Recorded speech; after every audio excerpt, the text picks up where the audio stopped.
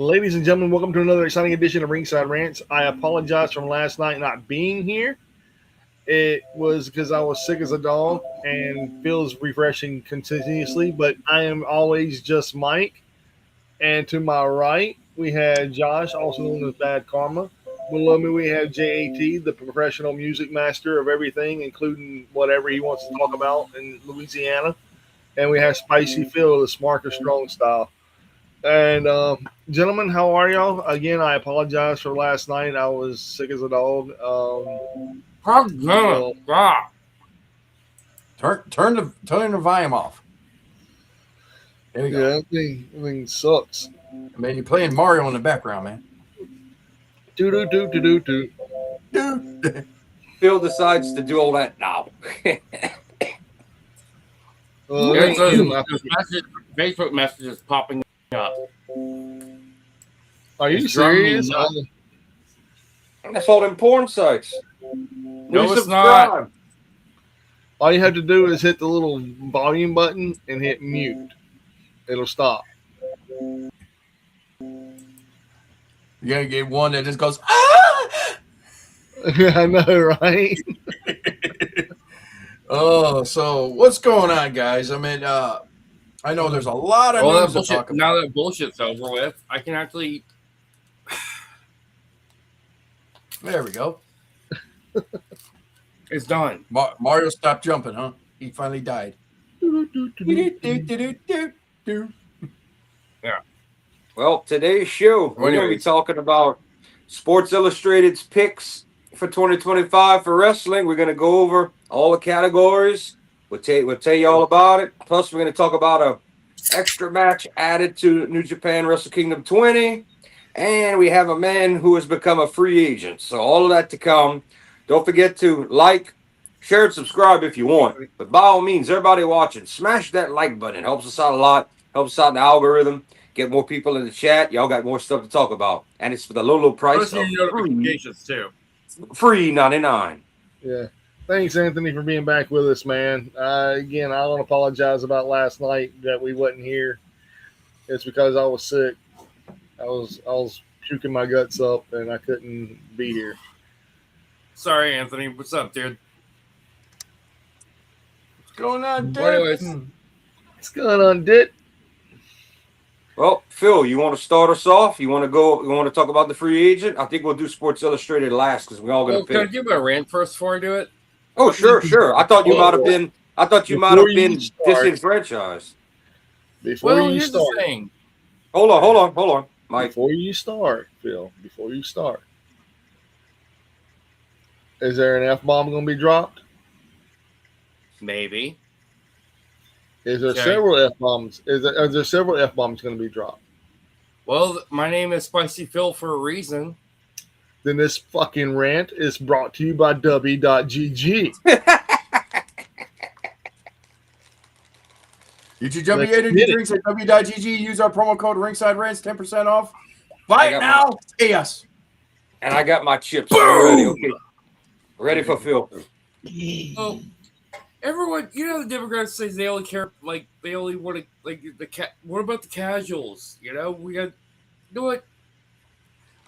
know what? I never heard anything about this about casuals until like I got on the internet or anything. I'm just like, I never gave a fuck about casuals. Like wrestling never even gave a fuck about casuals back 20 years ago, back when WCW and the wars were going on. You know the reason why this happened? Because of Vince fucking Kennedy McMahon. He fucking doing Kennedy wrestling. McMahon, damn it. You know what? I'm so tired of hearing, like, you know what? If I could say it, fuck the casuals. You know what? If they don't like the blood, they're a bunch of soft little pansies. I hear them complaining about blood and about the... It's wrestling. It's supposed to be violent. It's... You're like, but I just... Like, you can have stories in matches. Do it. Fuck you guys, man. Like, I'm so sick of these casuals, man. They make me want to hate wrestling. I fucking swear.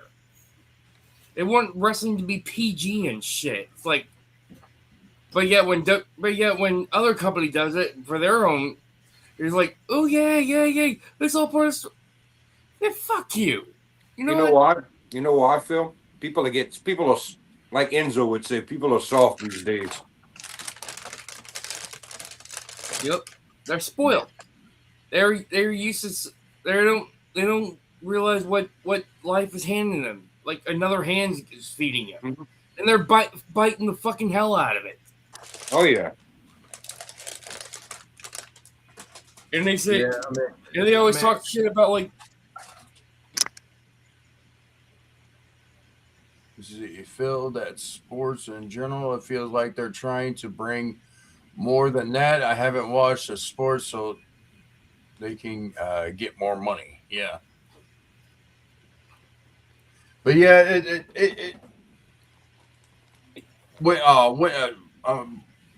you got to look at it this way: blood cells,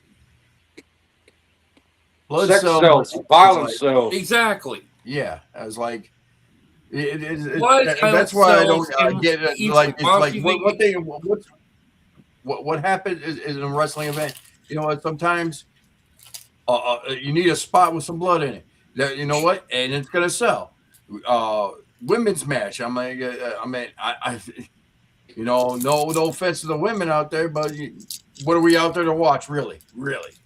I mean, I'm out to watch a great match, but also, what am I out there really watching? Yeah, but when I watched Blood and Guts, though, the women's wrestling for Blood and Guts, that changed it. That was fucking brutal. Hot women in blood, hot, beautiful, badass women in blood shows that they're hot. They can be hot and badass and bloody at the same time. What were you saying? Britt Baker broke that stigma a while back. I mean, she was the first one. Well, I wouldn't say the first one, but she was on national television to get busted open and just covered. Was that before or after Nia Jax hard way broke Becky Lynch's nose on TV though? That was after though. You're talking about a little broken. A little. That scene is what put her over. Yeah, she was not a main event. No, I don't think it did. I don't think it did that. It's just if you go all the way back, Anthony, it goes all the way back to 2008 when WWE went PG. Because that's around the time when Chris Benoit, the Chris Benoit incident happened, and they decided to tone down the blood. That's when they banned chair shots and everything. So if you look at it, blame it on WWE uses are more family friendly. They care more about their corporate sponsors than they do actually. They're like, oh, we're making money, so we're just going to keep doing PG. You know, that's the only thing they care about is money. And that's because the kids are money, and you don't have competition. You don't have to fight for that 18 to 49 demo like WWE and since went back in time to the 90s, the early 90s. And they're like, you got to realize at the time, ROH was an indie promotion, not as big as it was, and there was nothing else to compete. All the competition, all the national competition was dead. TNA was died out, became Impact, and basically was freaking living on life support for the past couple of years, bouncing from brewery to brewery, not even wrestling halls, basically just whatever home base that they had. You know, where they only had like 500 people, not even 500 people in attendance. You know, right. then WWE could do whatever they want. Then all of a sudden, and what sells? Just slowly, and for me, you know, I knew New Japan was out there, but it wasn't until the late 2000, not late. I want to say the past. I want to say the past 8 years where it really caught on my radar. And another reason why I don't like WWE is because they're banned moves as well. They banned great moves like the Burning Hammer, the Pile Driver. Well, I can understand the Burning Hammer, the Pile Driver. Even William Regal says if you have your head a certain way, you can protect yourself from getting from like what unlike what happened with Steve Austin. Well, That's what- Owen fucked that up. Yeah. Owen's the one that fucked that up. Here's another thing, though. First of all, he didn't even do it right. A lot of people say it's karma because of what Stone Cold did to Masahiro Chono in New Japan Pro Wrestling. He did that same type of pile driver and messed up Masahiro Chono's neck. Back in this is back when he was still in WCW, and well, you guys remember the '90s when New Japan and WCW did a lot of crossovers together. Well, You remember that? in all honesty, the pile driver is a dangerous move. You can cripple somebody with a pile driver. AEW uses a very safe pile driver, Yeah. They do. and I like it. I really do. Even though it is kind of ugly, it's still safe as shit. Yeah. And You know who does a really good safe pile driver? Also, Minoru Suzuki. yes, You know who had the Scott. Anthony has a question for us. Do you guys feel that the COVID also pushed mainstream that wrestling already, like WWE and TNA away from violence and blood because of the safety precautions? Honestly, looking back, like I said, the COVID era wrestling, it was very weird for us because everybody was scared because they didn't know what the heck this stupid virus was, man. You know, Actually, that was a buckle. It was a curb stop, and yeah, they also Man, put the the buckle bomb as well. Thank God. but yeah, the COVID era wrestling, it was a strange time because everybody was being cautious. Nobody wanted to get sick. Nobody wanted this stupid virus, and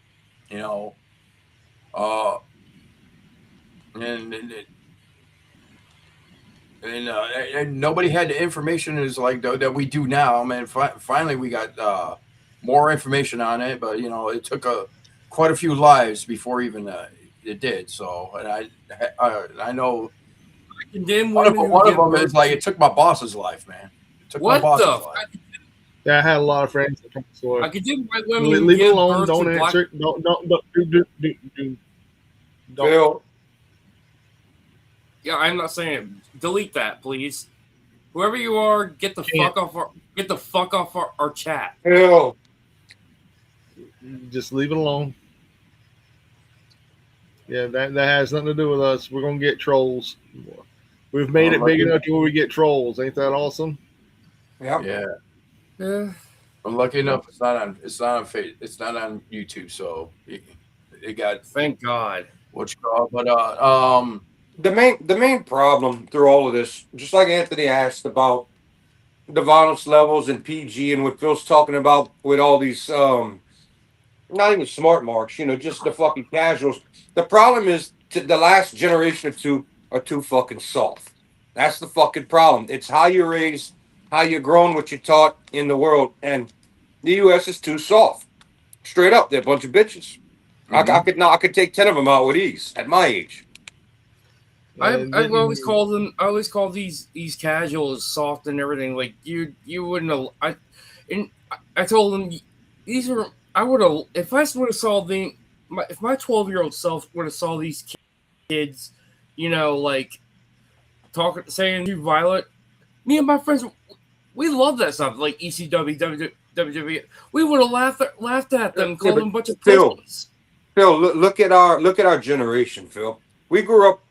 The 90s was the most fuck you generation there ever was. Anarchy. It was the complete opposite of what the world is today. And you know what? In the future, we may be old men, we might be dead. But one day it's going to circle back and that's going to happen again. It's like we're having all this, like in the late 60s, you had all the hippies and the peace before the Vietnam War. Then now you've got all the PC bullshit going on. One day it's going to flip again. But yeah, everybody that can't look at our wrestling era. Look at ECW and the Attitude Era. Look at the culture. Look at what was going on. There was not a wilder time in entertainment and media and culture than the we don't give a fuck generation. yeah, like the late 90s, early 2000s. Yeah, you had Gen X still going through there, and you had Y starting to come through. I mean, Just you're not gonna have a hard time like that, or a hard group of people like that until it happens again, and it takes time for that cycle to happen. But so all this PC bullshit. One day everybody's gonna be so fed up. A new generation of kids are gonna come and be the most violent thing you ever saw. This would be the complete opposite of your parents. Jordan, Anthony has a question for you. He says, is it possible that AEW and WWE are extreme on both ends? WWE is too framing friendly. Just AEW tends to use gratuitous violence and blood without any story, and TNA's that middle ground. I think part of what you're saying is right. I think that the way I look at it is WWE is so complacent because they're so far ahead that they don't care about giving you a solid storyline outside of WrestleMania. And even that sometimes you don't get it. So I think WWE's too cozy. Plus, they don't care. They're going to be as PG as they. Every now and again, they'll do something a little violent, but nothing major. And Tony Khan just goes overboard and just thinks a bunch of oohs and ahs and get people. That's going to make people watch without a story. But he forgets that he's supposed to be sports entertainment. So I think both of them. U.S. wrestling right now has issues in the two big leagues. Neither one is. They're far from perfect. They both have things they should work on. I mean, WWE should be connecting. They should be completely all in on their stories, and they should be 4-star stories all the time. They're not. AEW should be pushing, getting new talent ready, building main eventers. We should have them already, and there should be some story and some reasoning, more reasoning behind some of these big feuds and matches, not just blood everywhere and shock value. Also thin out some of the bullshit on AEW television, because there's some bullshit that goes on there. So neither one's they perfect. actually got improved on the stories. Phil, would you swallow first? As I was saying, they actually have some stories like like for example, you do have like the Mercedes Moné. We witnessed the rise, and now we're watching the fall. You're right to a point, but let's look at what story has Mercedes had besides 14 belts, Moné. She got in a ring and she danced. No, nothing to talk about on a mic. Nothing to call. No, not. They didn't even bring any attention to these belts before she got them. Have these belts we've never heard of, short of the TBS one she has and the New Japan Strong belt she had. And I mean, you got to do it better. I need more story than I'm 14 belts, Moné. Why are you the best? What's making you do this? Besides, I just want everything. I need more story. Actually, Anthony, he's actually focused a lot more on the women's, a lot more. They have women's tag belts now. And so is WWE. Yeah. Well, they're chasing them because one did it, now the other one's got to do it. So all of a sudden, WWE has tag women and all kind of stuff going on to try to hang with. What the best thing AEW has going for them right now is the men's tag division. You could thank we'll talk about this later. You could thank Brodito for a lot of that. Oh yeah, but we'll be getting to that later. But AEW's, a lot of people agree, AEW's men's tag division 2-on-2 is their bread and butter right now, that's what they're excelling at. What is WWE truly excelling at right now? Maybe some of the women in the cut. What are they excelling at right now? Oh no, with AEW right now with the Continental Classic is they're putting on some awesome bangers matches. Mm-hmm. Like matchups that you don't really see. I'm like, holy shit, man! I like the Continental Classic that you're telling. Like Claudio and Pac. Jesus Christ, that was a brutal match. That's very true, Anthony, and that's a great point you bring up because people are already saying MJF back is not doing well. He just mentioned about how Adam Copeland on TV. How long did that spike last? It's when you don't have it, you don't have it. And the problem is Tony Khan's too busy trying to run everything himself and not get a real booker to do stories and angles in these wrestling matches. That's the problem. He has the potential to have good bookers, but you're right. Maybe he needs to back the fuck off. That's what killed Paul Heyman's company went down because not only could he not do it all, they were so violent they couldn't get TV sponsors. That's what killed them. That's what killed AEW. I mean, you mean ECW? Yes, ECW. That's what killed them. They could not get sponsored. The network didn't care about them, and they couldn't get any sponsors because they were too violent. That's the complete opposite of what WWE does today with all their advertising. That's why SmackDown's going back to 3 hours. That that's extra. that's why AEW lost Domino's Pizza, because right when they put out a commercial, they have a guy with a pizza cutter going against somebody's face. Yeah, that You know third that hour. was? That was Nick Gage doing that to Chris Jericho. That was third still hour awesome. of that What third. anybody says, that was still awesome. It was. It was. That third hour of SmackDown brings in over $1 million every week just for advertising, just commercials. They haven't done the third hour yet. It's coming. It's coming next year, but that's the reason it's coming back. JBL explained all of that years ago about, oh, it's too long. He's like, we're making money. Doesn't matter about how long they think it is. We're making it. Just the commercials alone are bringing in over $1 million in an hour. You know, I never heard anything about Tony tearing up scripts, though. The only thing difference between Tony and Vince McMahon, in my personal opinion, is they both. One likes cocaine. One likes cocaine a lot. I will explain something though. Somebody said something about Vince ripping up scripts. Maybe Tony never ripped up a script, but wrestlers are reporting that the weekly TV is on when everybody shows up, they find out what they do and they don't know. So Tony's flying by the seat of his pants. That's no difference than ripping up a script. You're just going week by week. That's why there's no stories. That's why it's, oh, that'll be a banger match. You're working with you tonight. They find us out when they get to the building. Few wrestlers have reported that. That's how it's going right now. There's not much long-term story at all. Short of they know, oh, this match might be for a pay-per-view. We're going to lead up to that. That's not how you do it. 4-way coming up, though. Yeah, that's not how you do it, though. It's just, I mean, overall, he's just throwing things out there when they get there. So it's not much different than Vince ripping up a script and saying, no, I want you to go out there and you do this and that. But, you know, not much difference. No, it ain't much difference. The only thing difference in between both of them is, in my opinion, Tony done this as a fan. Vince inherited it from his father. Well, he paid for it. Vince did pay for it. It wasn't given to him by his father. He did have to raise the money and do all of that and talk to get it. So it wasn't just handed to him. But I'm not taking up for him. He had to buy it from his dad. So yeah. I'm not taking up for him, but I'm just going over the facts here. You know. Let's go to our other stuff. You know, since my rant's over with. Okay. Well, how about we go ahead and add that match to the card? Yeah, let's do that.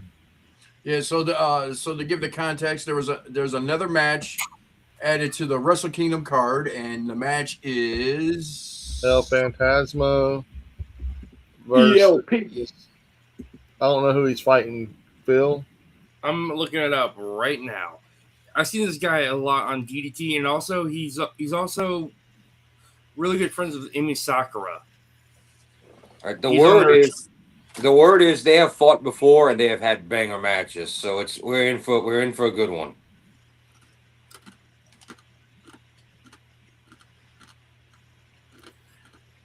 And this guy kind of has this British punk Donnybrook look to him.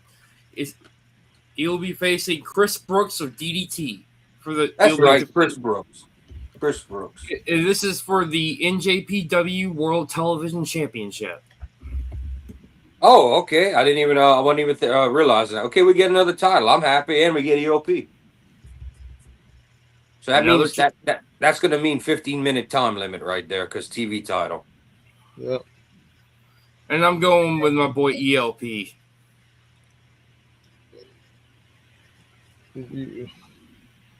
Why would you go first, Phil?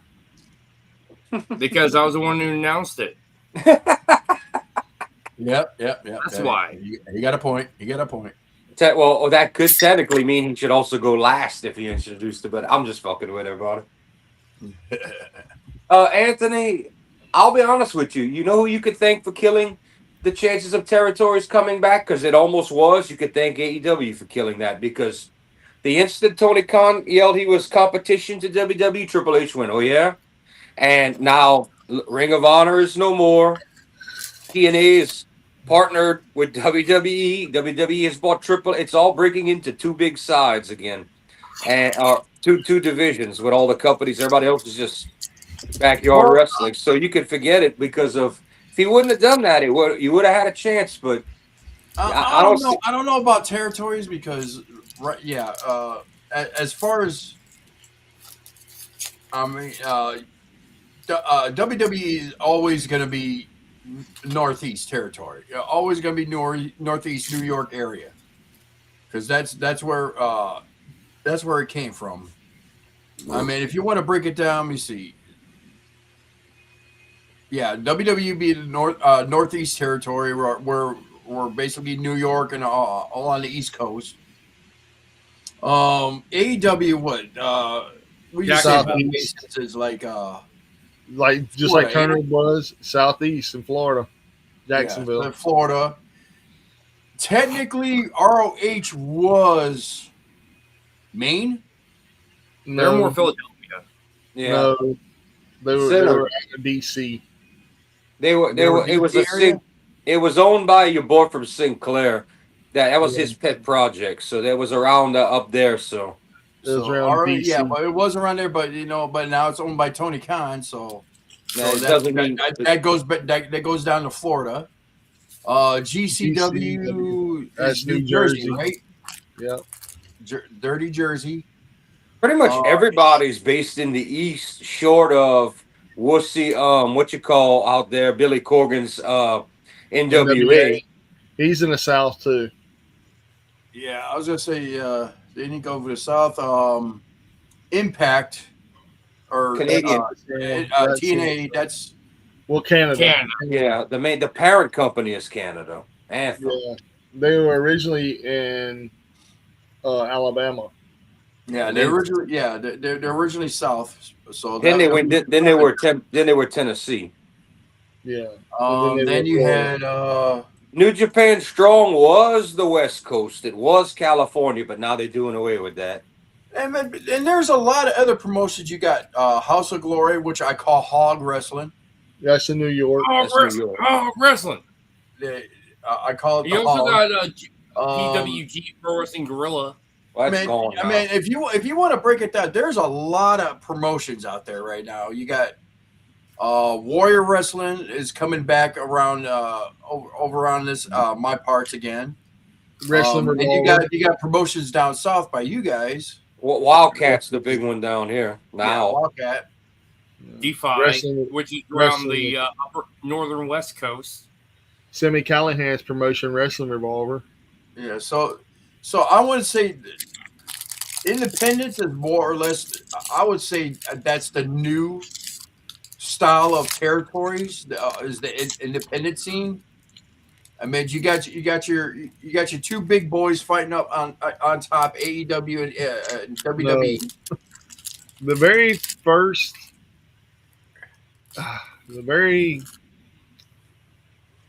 the TNA pay-per-views before they were in Florida, before they were moved to Orlando, were all done at Huntsville at the fairgrounds. And then they moved from there to Tennessee. And then from Tennessee, they went to Florida, which was at Universal Studios. And then they were named the Impact Zone for many years. And then they left there, and then they went back trying to tour. And it didn't do very well. Nope. And then OVW, And then Jeff Jarrett sold the company to Dixie Carter, who ended up selling the company to Anthem. Yeah. So, yeah. And it just, she got out. I can honestly say this. She got out of the wrestling business before the wrestling business made her bitter. She got out almost at the right time before things got worse too, because with Tony Khan running around as competition to WWE, it's just you're either small beans or you're under one of the big dogs now. So it's broken down into two sides, and I don't like it because the whole goal of WWE is to take the world. That's the whole goal. They want an NXT in every corner of the globe. Triple H wants to make it to where once a year WWE is going to be like soccer. There's going to be like a World Cup, and you're going to have fighters representing all these countries that come together. Like they want Australia, they want like the Korean territory, they want to get in the UK. They bought Triple H, so now they're in Mexico. Like they want that. I'm waiting for an NXT Canada, to be honest with you. I'm not. Hey, Josh, who you I'm got? not El looking forward to Fantasmo it. or Chris Brooks?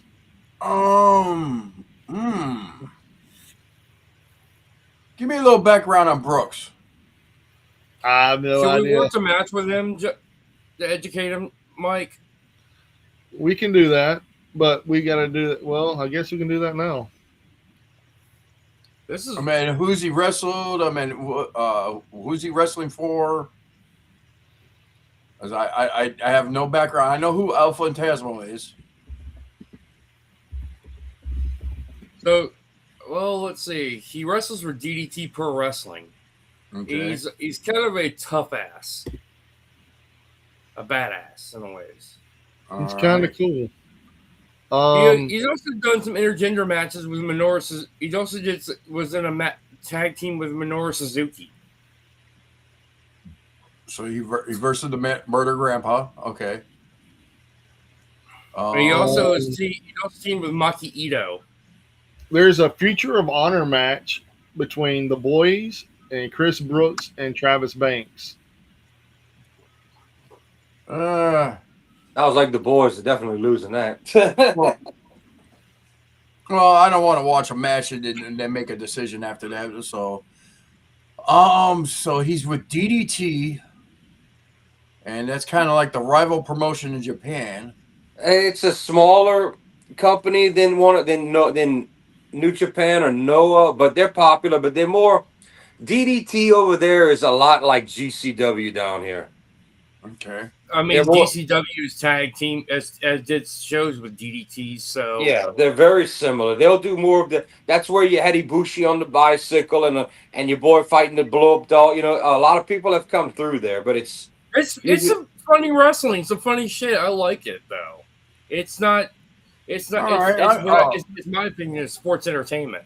I mean, this is let's just name some names: Kenny Omega, Kota Ibushi, Takeshita. Those guys, Takeshita is still signed to DDT.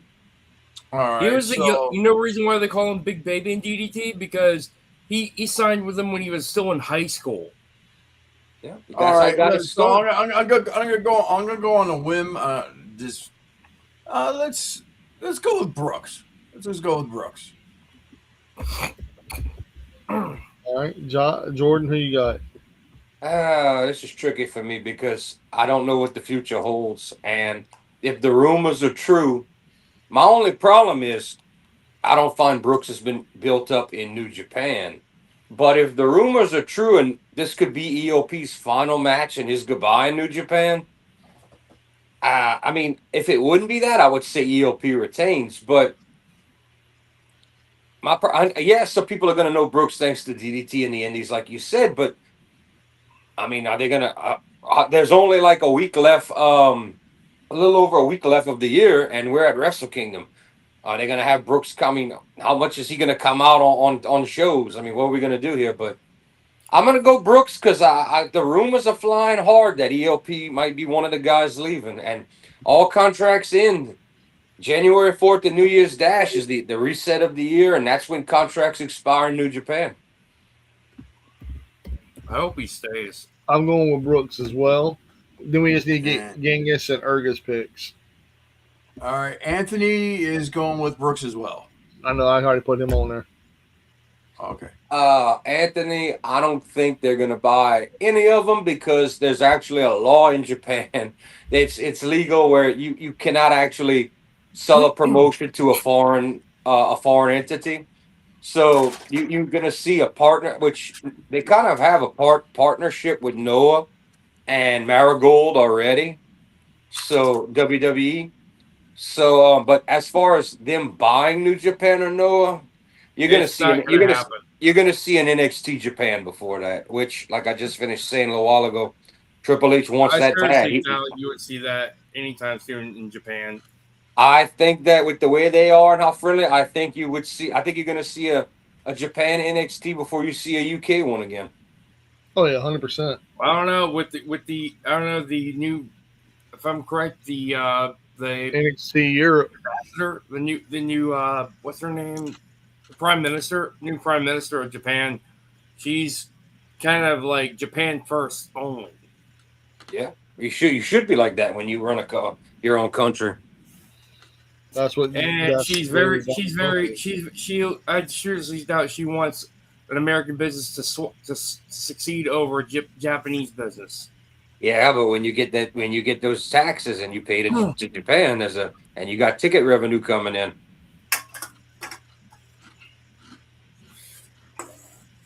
Damn, Phil's just slugging drinks over here. Damn. Well, I noticed.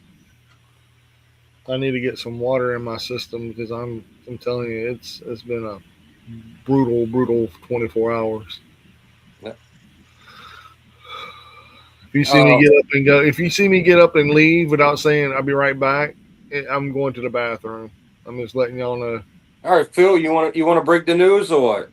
Andrade El Idolo is a free agent. And he has shown why has he shown up in already cut a video promo? Because he is officially joined the United Empire, and he's the unaffiliated. Yep, he is currently going to be. He is going to be at Wrestle Kingdom. Also, he just made an appearance over the weekend at Hog Wrestling. So he also the reason why is because his non-complete clause has been dissolved. But y'all do know that he is currently holding the world title for an indie company right now. And a lot of people are saying that them and New Japan don't mix. So that's very odd. They're saying New Japan has very prominently never done business with Crash. Mm-hmm. That's going around too. So that's very odd. But who knows? I don't think they have any bad blood though. I really don't think there's any bad blood. Well, here's the thing: it's not AAA, so yeah, and CMLL don't care because it's not AAA. Yeah, that's about the biggest feud going is CMLL and AAA. Here, and as I was saying, the reason why Andrade is now officially a free agent because his boy Roosh, even if it's no longer kayfabe, they're LIJ for life. They're Los Ingobernables for life. His friend got him a where'd Josh go? There you go.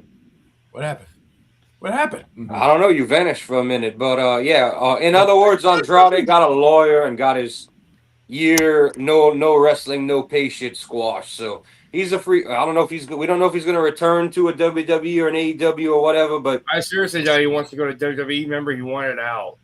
So yeah, it looks like for now, he's going to be working in New Japan. Let's see if it's for a cup of coffee or if he sticks around for the New Japan Cup.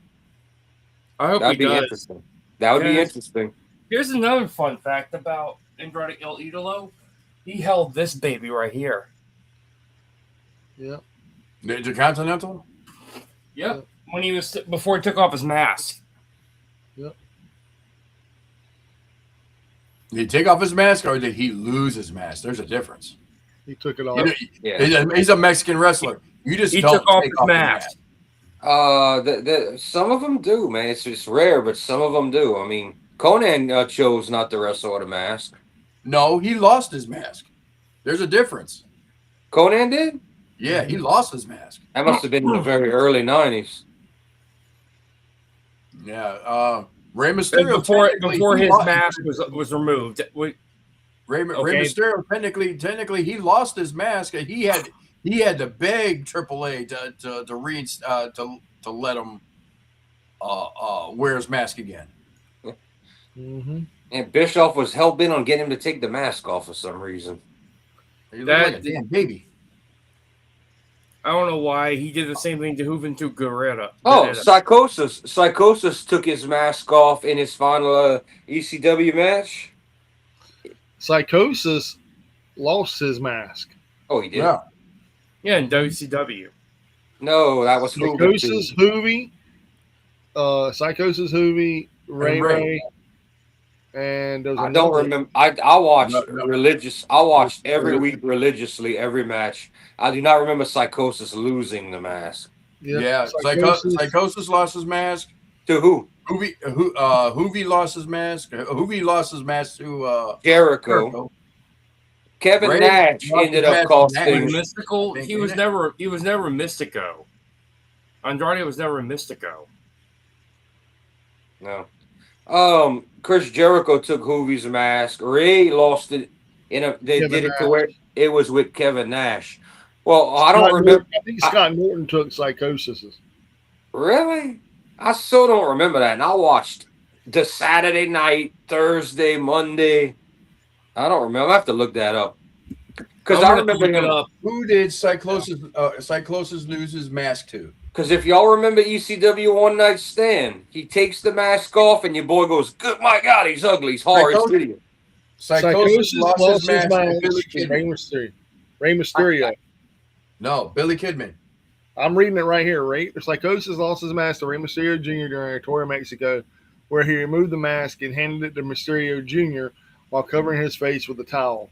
He also lost his mask to Billy Kidman on the September 27th episode of Nitro, revealing his face to the American audience. Oh, well, that must have been. This must have been what year he lost to Billy Kidman? 2000. 99. Ah, the year they started sucking. Well, that's why. Yep. That's why. Yeah, that's when they started going down. Yep. Super Crazy. Did Super Crazy lose his mask too? I don't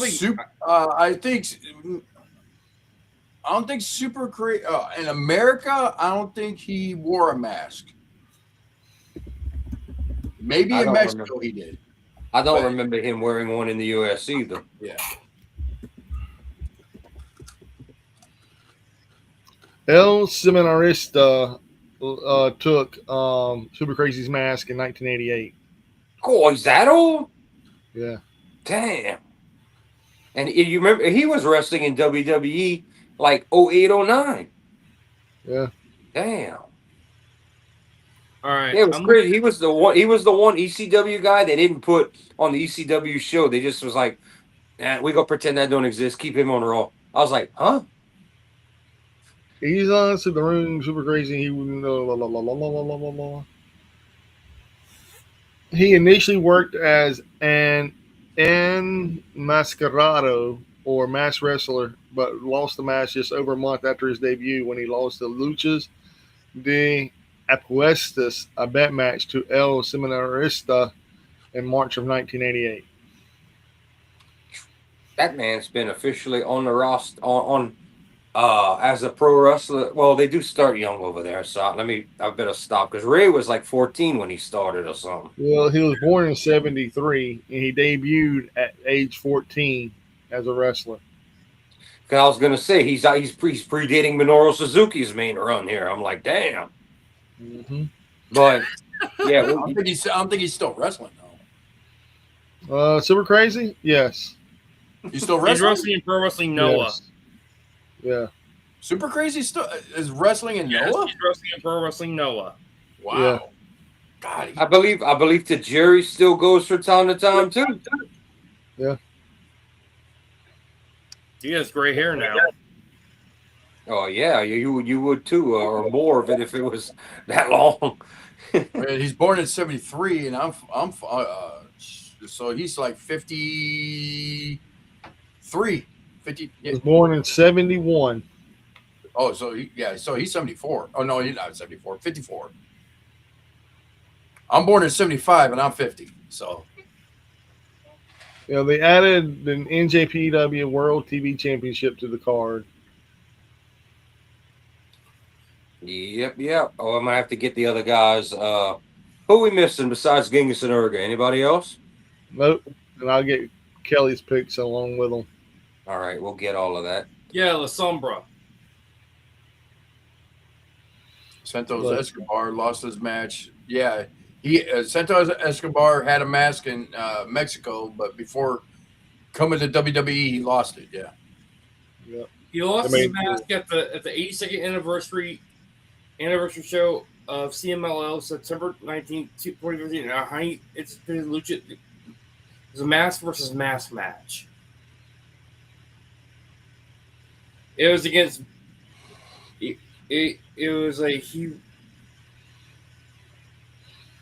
Where was it? Like somewhere in Mexico? Yeah. No, that's not what I meant. Damn it. Oh. He lost the founding. He he lost his match to Atlantis. Okay. Atlantis Senior. I love Atlantis Junior, by the way. Yeah, he lost. It was a Masters match. It was either Atlantis or La Sombra. Okay. Well, are we ready to get into the big thing of the night, guys, for the show? Are we ready? I don't have anything to write anything Oh down. yeah, the Sports Illustrated debate. Yeah, we don't. You don't need to write anything down. We just need you to pull up the list and give us each category and a winner, and we'll talk about each one. All right. Yeah, we got Sports Illustrated did their picks for 2025. We're gonna go over them. We're gonna go over them, and we're gonna see if we agree or disagree. We'll call them out if they're bullshit, and we'll each give our pick for who we all each think in any company did the best in those categories. So I'll tell you one thing. I'm glad it pissed off the casuals. half of the voting almost swung in the casual direction. Well, it pissed off a lot of e-drones. I mean, some of those decisions are casual decisions that were made. I'm going to call it out right now. You don't give somebody bullshit for 6 weeks of stories for the whole year. So some of these guys that did these picks are. I'm going to agree with some of the people that were griping. That some of it makes no sense. Anyway, we'll get to it in a minute when Mike finds it. I'm trying to look. Bill had the whole list, but I can't do that while I'm on here. He had the whole thing he had sent to me. Okay, I'm going to look it up. Ooh, Phil's going to hook it up. Y'all look out. He's going to hook it up. You know you can Google it, right, Mike? I'm already doing a thing. Remember, Phil, clear your browser. I don't know what he's talking about. He's just exaggerating. All right, I got a list. It's pretty good. It gives me basically everything we need to know. Okay. I'll go from the very, very top. I thought you were going to work backwards from like the lower stuff to the. All right, we can go from the bottom down. I'm whatever like of the year, like top of the year. That should be like the last. We lost Phil again. The pig ran away. That damn browser of his, man, is filthy. All corrupted. It's all corrupted. It's all corrupted. There he is. He's back again. Oh, that's what it is. He took part of his Wi-Fi to use on his pad versus on his computer. His Wi-Fi. His Wi-Fi. Well, if we're going to start from the bottom and go up, then we're going to start with the Legacy Award. That's fine. All right. Do I need to pull it up on the screen, or do I just need to leave it alone? I think if you say it, everybody watching and listen, we can talk about it and see if we agree or disagree. I mean, if you want to be fancy, throw it on the screen and be like, "Ooh, but I don't think you need to type it." Okay. Yeah, so this is for all these awards cross whatever companies, it doesn't matter, no boundaries. It's for the year of 2025 up to like November. There you go. This is who they picked for the Legacy Award. And I'm not gonna lie. I think that's the right answer there. Yeah, I agree. I agree with that one. Yeah. Phil, you got anything? Yeah, I can't agree. I can't argue with this. He deserves it. Yeah, it's his final year. It doesn't matter how good or how bad his year was or decisions, but if you're gonna give the Legacy Award, yeah. The guy retiring. Yeah, he's one of the biggest superstars of all time. Love him or hate him. This is probably, in my opinion, the least arguable one on the list. Yeah, the only thing I can honestly say here is if they would have added Tanahashi to this as well. I certainly disagree with that, Anthony, because if you look at it, a lot of luchadors don't do well in WWE. He asked about Atlantis Jr. if it would be a good fit in WWE. I don't know if they would be after him. I think one thing is he's a CMLL guy. He would have to cut ties completely and go to AAA, and that would probably be where he'd be used. And then in the undercard because I don't know if he could speak English or has a personality. I just like the look. I like the way he wrestles. He reminds me of. I just like what he does in the ring, kind of like Mystico.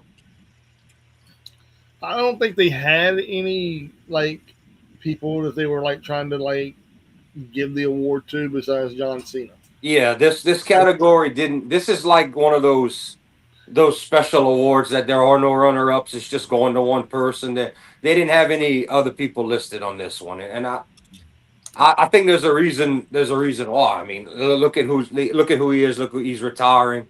It makes sense to me. Yeah. All right. Next up, what we got? I was reading. Sorry. Promotion of the year, All Elite Wrestling.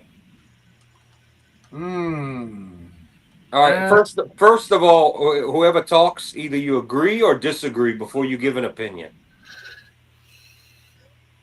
I'll go first. I'm Okay. going to disagree. Okay. I love All Elite. I love AEW. I think that they are an amazing company, but this year did not belong to them. If you want to talk about sales and putting people's asses in seats, it has to go to WWE. It has to, because even as much as we hate to talk about them hiking up prices and people paying the ticket prices to go see them, there's still people paying that top dollar to go see those wrestlers wrestle. So you would say that the award should go to WWE. That's what you're saying, Mike? Yes. Josh, do you agree with him or not?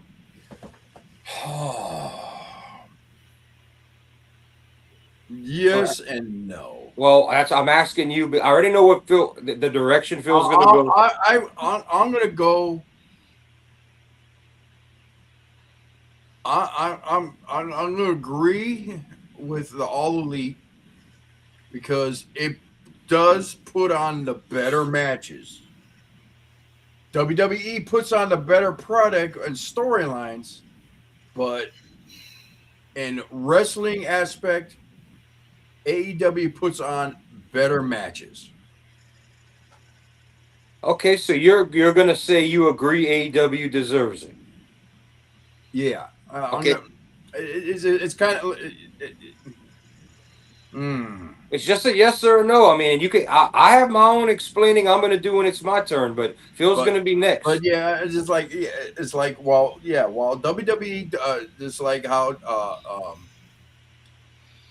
Mike says is like they sell the tickets, they put on the better product, the showmanship, fireworks, blah blah blah, story and all that. But as far as a wrestling promotion, I'm sorry to say that AEW puts on better matches. So that, and if you look at it, I'm sorry. So that's your pick, Josh. Okay. Yeah. All right, Phil, go ahead. Like if it was like an international win, like we were going nationwide, I probably would have gone with Stardom or CMLL. But Phil, you're allowed to go with any company. This is not a U.S. thing. This is promotion of the year across the board. You could pick anybody. I don't think WWE should have deserved it because their product sucks. They don't even claim to be a wrestling company anymore. We're sports entertainment, so sports entertainment promotion. Yeah, but still, like their promotion for sports entertainment. We're talking about wrestling here. They don't claim to be. They lost the identity of being a pro wrestling company a long time ago. Do you agree that AEW is the promotion of the year or not? Oh man, this is a tough one for me. If it was between WWE, I would say AEW because if you look at they put on great pay-per-views, they put on great wrestling matches. They actually don't bullshit you when they say what you're going to get sometimes. But yeah, they do. Are they perfect? No, they're not. AEW's not perfect. They have their issues and everything. And Josh just disappeared again. Oh, there you go. WWE has like. Yeah, so what if they make a lot of money. So what? Money's not everything. Okay, so you're gonna say, even though not perfect, you think they're promotion of the year even over your beloved Stardom. Okay, then I'm gonna go with Stardom. Okay, that makes a lot more sense to me. Now I'm gonna give y'all my. As the best women's wrestling, best product, and everything, and they're All right, I'm gonna base my decision off of numbers and facts. All right, I believe AEW does not deserve it this year because statistically, this has been one of their worst years since the company started. You do not have asses in seats, like Mike said. You are not strong in getting these great deals. You did not have great storylines this year. It was not your best year. I do not believe WWE deserves it either. I think they have coasted like the fuck. I think this has been Triple H's most uncreative year of his entire run on their side of the world. I am going to say one of two companies, and these are two companies that have both made progress this year. I am going to say either CMLL, who have expanded their buy rates for shows and the viewership of their shows. You could say part of that maybe thanks to AEW by giving them a little TV time, but they have gotten away from you have to pay the 50 or whatever the ridiculous amount on YouTube was. It's easier to access their shows. They are growing their crowd numbers. They are bringing in talent. The other company I'm going to name, and I'm surprised Mike didn't get in on this, is I'm going to name TNA. Now, why am I going to name TNA? What has TNA done this year? Nothing. That's bullshit. They have secured a television deal. They have financial backing now. They're making great big moves and moving talent around. AEW has a legit claim to that. They did at least 2 pay-per-views this year that broke their own records for attendance. So both of those companies are on the up. WWE might be making money hand over fist, but creatively and they're coasting. And AEW has not had their greatest year. I don't care who wants to lie about the revenue or what, or the for between the TV ratings, between everything going. AEW has by far not had their greatest year since they started that company. So I most definitely do not think they deserve promotion of the year, but I would definitely not give it to WWE either. And Well, what about AAA though? AAA is turned their life around completely. I had thought of them. I actually watched part of the show the other night, and you know what? They're a contender, even though they've been bought by WWE. I find that you're right. They have turned things around, and they are on the up. So I'm not going to criticize AAA here. I think AAA has just almost as much of an argument, or even with CMLO. Both of them are getting more U.S. fans to watch their programming. They're not in barns and on mud anymore. They're in stadiums. They're packing the place. They've got people paying to watch the shows. They have talent crossing over, coming to the. I have nothing bad to say about AAA, but all three of those companies have technically been on the up. But I do think it could be the year of Mexican wrestling. I really do. I agree. I think AAA and CMLL. This 2026. I only see upside for them unless someone shits the bed for them or makes a bad call. I only see them going up. I can agree with that. That's where I'm at on it. But there is also that big dark horse that people don't want to talk about, and I don't know why they don't want to talk about it, because there's a promotion known as New Japan, and they're a dark horse in the running, but they don't put a lot of money out there for the rest of the world to come to them. They want the world to come to them instead of them going to the world. No, the whole I can't. I love New Japan. I can't vote for them this year because it has not been a great. But half of that falls on two reasons. And one, New Japan was branching when they had Harold Ming as president, and they were coming over here, and they did not want him to team with Tony. Tony Khan fucked everything up. Their whole business model was planned before 2020 to come to the States, get a television show, have all the talent that Tony Khan took as the American side, have a regular show running weekly, not even the same show as what they have in Japan. Tony Khan completely stole their business model when he saw Jericho Omega and said, I'm going to do that. He completely came in and cut their legs off from under him. And that's one reason I can't stand what he did or the cut. And it's if New Japan would have been in the position AEW was in the early couple years when Vince was still running WWE, it would be a different ball game today because you wouldn't have had the stupidity of Tony Khan in the dumb angles and moments. It would have been all treated seriously, and you would have had all that talent like Braun and Mox and Omega and the Bug and Hangman. You would have everybody would have it would have worked. You would have had a serious competitor. So that and they just keep losing talent because they don't want to pay anymore. They don't want to pay up to compete against the other two, and they lose. I'm worried about after Wrestle Kingdom how much talent they're going to lose this year, and that's hurt long-term booking for them. So I easily can't vote. New Japan was once the number 2 company in the world, most profitable until Tony Khan. I love you. Bye-bye. All right, y'all there? Yeah, we're here. Yeah. That was all on me. That was all on me. I'm sorry. But I can't vote for. I would love to say New Japan did great. They can't. The talent's not there. There's gaps. There's holes. There's just we've lost. And honestly, New Japan needs to work on their tour setups. Like when they came to Chicago.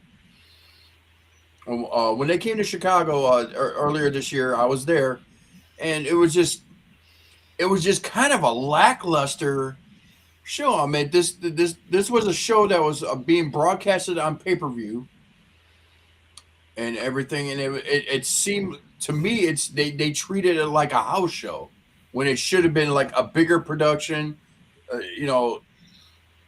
entrances and all that. It's like. They do that and it's whoever's in charge of the international part now that Harold Ming is not the president and they got rid of him because they wanted to do all friends wrestling. There's a big struggle when New Japan comes to the States or they travel. The shows are very refined, very house show feel. There's no spectacular, big, huge graphics. It's very stripped down, and I find they also struggle. The wrestling is different when they come over here. It's not that they try to change. It's I don't know who's in charge of when they come over here, or they just hire out a company. But yeah, it's not a big time feel. It's very stripped back. And I know over there they can do that, but they also, when they're ready to go out all out, they go all out. But a lot of their shows over there are very big. I mean, they still have microphones on wires, on cords over there to do interviews. I understand. It's like a lot. I mean, you get, and I know they don't have. I mean, it's in Japan. I mean, how many stadiums are in Japan? Or not stadiums. What am I looking for? Venues. Like say something like where we consider our normal venue. I mean, it's like it's the country of Japan. I mean, they don't have stadiums like we do. They have gymnasiums, and over there, gymnasiums are stupid popular. But that's what they hold events in, like a hall. They have gymnasiums, and some of these places are massive. But they have that. Every now and again you have a sports hall that's big enough, and the thing that's massive over there today is baseball. They are absolutely head over heels in love with baseball. Oh yeah, and speaking of which, we just got a new guy for Chicago White Sox. Okay. So okay, so we debated on that. What's the next one? We lost Phil. Did we? I think the pig ran away, man. Huh. Yeah. He lost his Wi-Fi. Yeah, I think so. Either that or the bird stole it. Yeah, what's our next category? What were you in now, Mike? Sorry, Phil. I don't know you came back, man. I'm sorry. I was just we lost him again. We did. Something's up with the signal over there in Mississippi. Is there a tornado coming through? Not that I'm aware of. He ain't back yet. Okay, I'll come back to him.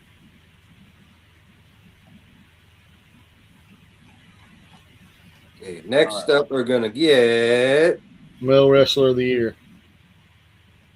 All right. Who wants to go first this time? I'll go first. Again? No, okay. No, I won't. No, you won't. Yeah. Josh or Phil? Who's going first? Male wrestler. Okay. Go. Do you agree or disagree, Phil? I can say he had a good comeback here, so I say yes.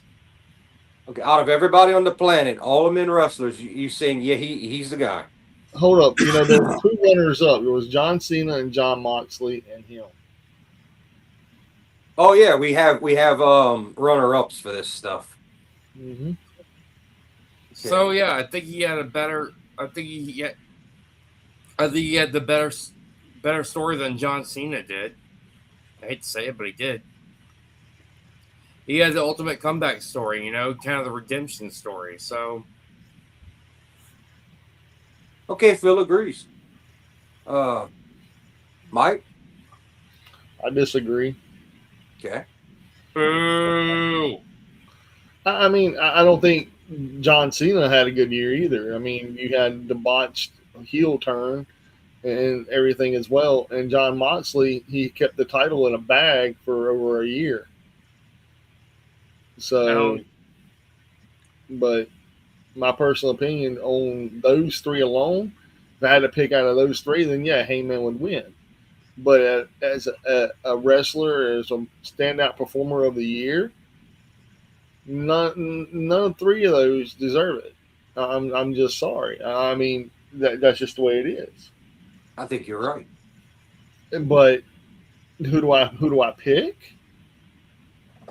Who would I pick to be here? I'm gonna go with Seth freaking Rollins. Oh, okay. I thought you were gonna say Joe Hendry for a minute with the clap. Mm-mm. But that's a great pick, and that's a very sensible pick. I'm just throwing that in. It's not my turn, but I can't fault you for picking Rollins. I probably would have picked. Man, Phil's signal's messed up. It is. You got to tell us when you come back who you pick, Phil. We couldn't hear you. Cut off. Okay. Okay, there you are.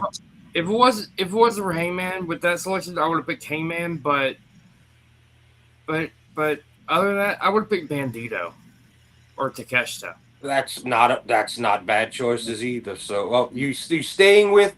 Are you staying with Hangman, or are you changing your pick, Phil? For God, yes and no.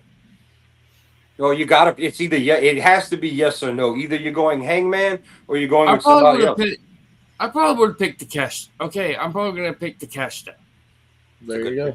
Okay. All right, Josh.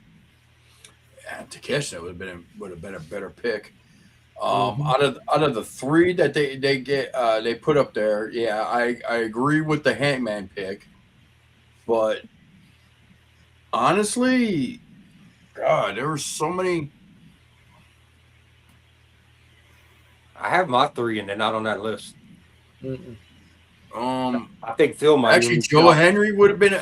There's a lot actually that could have been considered. Joe Henry is one of them. Takeshita is one of them. You think Joe Henry, not just character but wrestler, is the best guy of the year? Dude, he's had a great year. Yeah, he's had a great year. You're telling me he's the ultimate ring general and captured a world heavyweight championship? Well, he did have the world title. title. TNA heavyweight champion this year. Yep. Okay, it's something. All right. I'm not disparaging. I'm just trying to get to the logic. I just find that's I look at like also performer who's entertaining and is like like I said, out of the three that they picked right there, I agree with the Hangman pick out of the three right there. But I think there could have been more choices than just that. But, who had a better year? Shoot. I've got three guys with a fourth guy as my runner-up. Takeshita would have been a better pick. I think either Takeshita or Joe Henry. That would have been my top two picks right there too. Okay. I'm gonna go. I thought I had one guy, but I'm gonna kind of move it around. But if I had to pick a top three, my three would have been this. I would have had Zack Sabre Jr. for his world title run. I would have had Takeshita, believe it or not, Phil. I would have Takeshita. He won the G1. He captured the World Heavyweight title. He's all over TV. He's being built up. I would have him I would have Seth Rollins, has pretty much been the workhorse of the year, and I would have Bandito on the outside of that because out of the four of them, he's the lesser, ROH, which isn't really a real brand, all of that. But I think I might actually have to go with Takeshita, to be honest with you. As much as I'm supposed to be against that and the New Japan guy, hasn't he had a great fucking year? Yes. Hasn't he in ring and you can't take your eyes, and he's had a good year. He's crossed 3 promotions. I mean, He's can't miss television. I'm not calling him my favorite. I'm just saying I do think Seth Rollins has been the workhorse of the year, all the way to the point of where he took himself out. Yeah. I mean, and the only reason I'm not including Will Ospreay is he did not get a full year of action. That's did why not. Will Ospreay. That's why Will Ospreay is not on this list. But Will Ospreay barely got 6 months, so that's not a slight against him. That's just how it happened. I can't call you the guy of the year if you weren't there for a year. And I'll tell you another person who's a standout, Braun Breaker. Yeah, I agree with that. I agree with that. Standout, but was he the guy of the year? You know, he did not work Seth Rollins in that company? He's not even. Maybe next year, the year or two, Braun Breaker, I could see being the guy. But right now, Rollins done outworked him into an injury, bro. I probably would have picked Gabe Kidd or Yoda if it was Gabe Kidd or Yoda Tsuchi as well. That both of those guys did have good years. I feel like I don't know why I feel. Maybe because we got to get into tag league and junior, and I feel like Gabe Kidd was kind of ignored for the last half of the year, whereas the first half of the year he was on fire. I don't know if that's on purpose that they want to draw attention away from him. I don't know if it's because Tony Khan is pushing hard to try to steal him. Yeah, again, they've been offering him, but they're hoping to lure him away. Clark Connors as well. They're trying to get them out of New Japan after the Ford. But they're also WWE. You have to worry about WWE trying to get the Knockout Brothers as well. I heard they're not getting them right now. I heard they were interested, but they're not getting them. Like I don't know what it is legally or not. Knockout legally. Brothers probably told them fuck off. We're not ready. We're not doing it. I mean, that's what we told. Remember, Jeff Cobb came on TV, told everybody, "I'm not going to WWE," and next week he was in WWE. So I'm not believing anything the wrestlers say. No, I don't either. God, I think but I already go there to see a paycheck. You know. Well, Jason, what happened was that New Japan tried to make a deal with WWE to get Nakamura face Tanahashi for Wrestle Kingdom, and New Japan and WWE screwed New Japan over just to fuck with them and AEW. Yeah, and they technically fucked over Nakamura because by the time the summer came, when he found out he wasn't going to get what they agreed to, he asked for his release. WWE said no. So I would not be surprised when Nakamura's contract ends. He tells WWE thanks and bye and goes right over to Tony Khan. I would not be surprised because that dude has a lot of honor for the business, and they kind of fucked him over. And he's not the first one that he got fucked over by a WWE guy, Brock Lesnar. Yeah, but that doesn't have to do with WWE though. True. That was Brock being he didn't really fuck him over. Nakamura did business. He just didn't like he could tell Brock had no respect for New Japan or the title. And that's why he was crushed by it. He knew the man had, that's a different story. That's not WWE management telling you, and he goes fly to Tanahashi and they meet and discuss that Nakamura on WWE television is going to say Takahashi's catchphrase. That Takahashi's going to get on X. And they had all this set up and built. And then Nakamura finds out after they pulled him TV from 8 weeks, no, you're staying. You're not getting the match. We're not letting you go. And then he's like, well, I want my release so I can go wrestle my friend. No, you can't have it. That's pretty fucked up. Yeah. And they were able to get Cobb way earlier as part of the deal as a sign of good faith. And they did it just to fuck with Tony Khan. They admitted that. They did the whole thing was they didn't give a shit about New Japan. The whole thing was to cause Tony Khan trouble. Anything they could, Triple H and him, anything they can to stick it to him or put a thorn in his side. Oh boy, who's going? Josh, you go first. Oh Jesus Christ, Mercedes. But I will say this. The 3 options they give us are Timeless Tony Storm, Io Sky, and Mercedes Moné. Do you agree with that? I don't like the options. I do. I like one of the options. One of the options is a contender. Honestly, the 3 options that they give, I would have gone with Tony Storm more. She was more entertaining. She was more entertaining this year. Io Sky is a good worker and everything, and she worked her ass off this year. I'll give it that. But I would have gone more with Tony Storm than Mercedes. Really, I mean, congrats to her. She passed the Ultimo Dragon belt collector, but at the same time, you know, out of all the matches she had this year, probably only like maybe 3 or 4. That's me being generous. Were actually good. I can agree with that. I do not agree with this pick. I would have gone more with Tony Storm.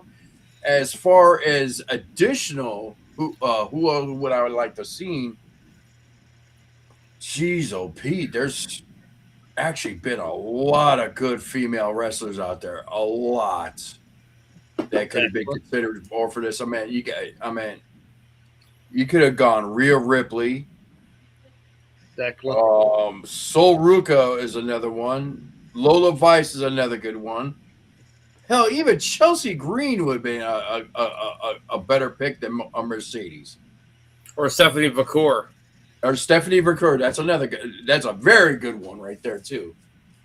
Actually, I would have liked to see Stephanie Vacour to get this one. Okay. Out of the three picks they give, Tony Storm should have got it better because she tells a story a lot better. Excuse me. But to me, I think Stephanie Vacour would have been the better one. I'll jump in next. Stephanie would be, if I had to pick 3, Stephanie Vacour would be up there for me. Io Sky to me is like Seth Rollins. She's the workhorse of the year. But I'm also not going to discount somebody we haven't talked about, Suri. It's the woman, Yes. the current IWGP Women's Champ, has had a hell of a year.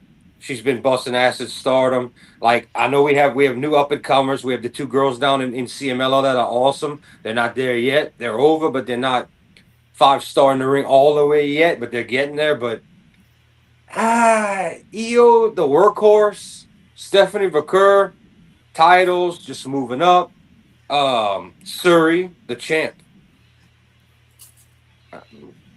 That's where I'm going, but I think I might have to go with Suri over it all because Stephanie Vacour is not WWE Women's Champ, is she?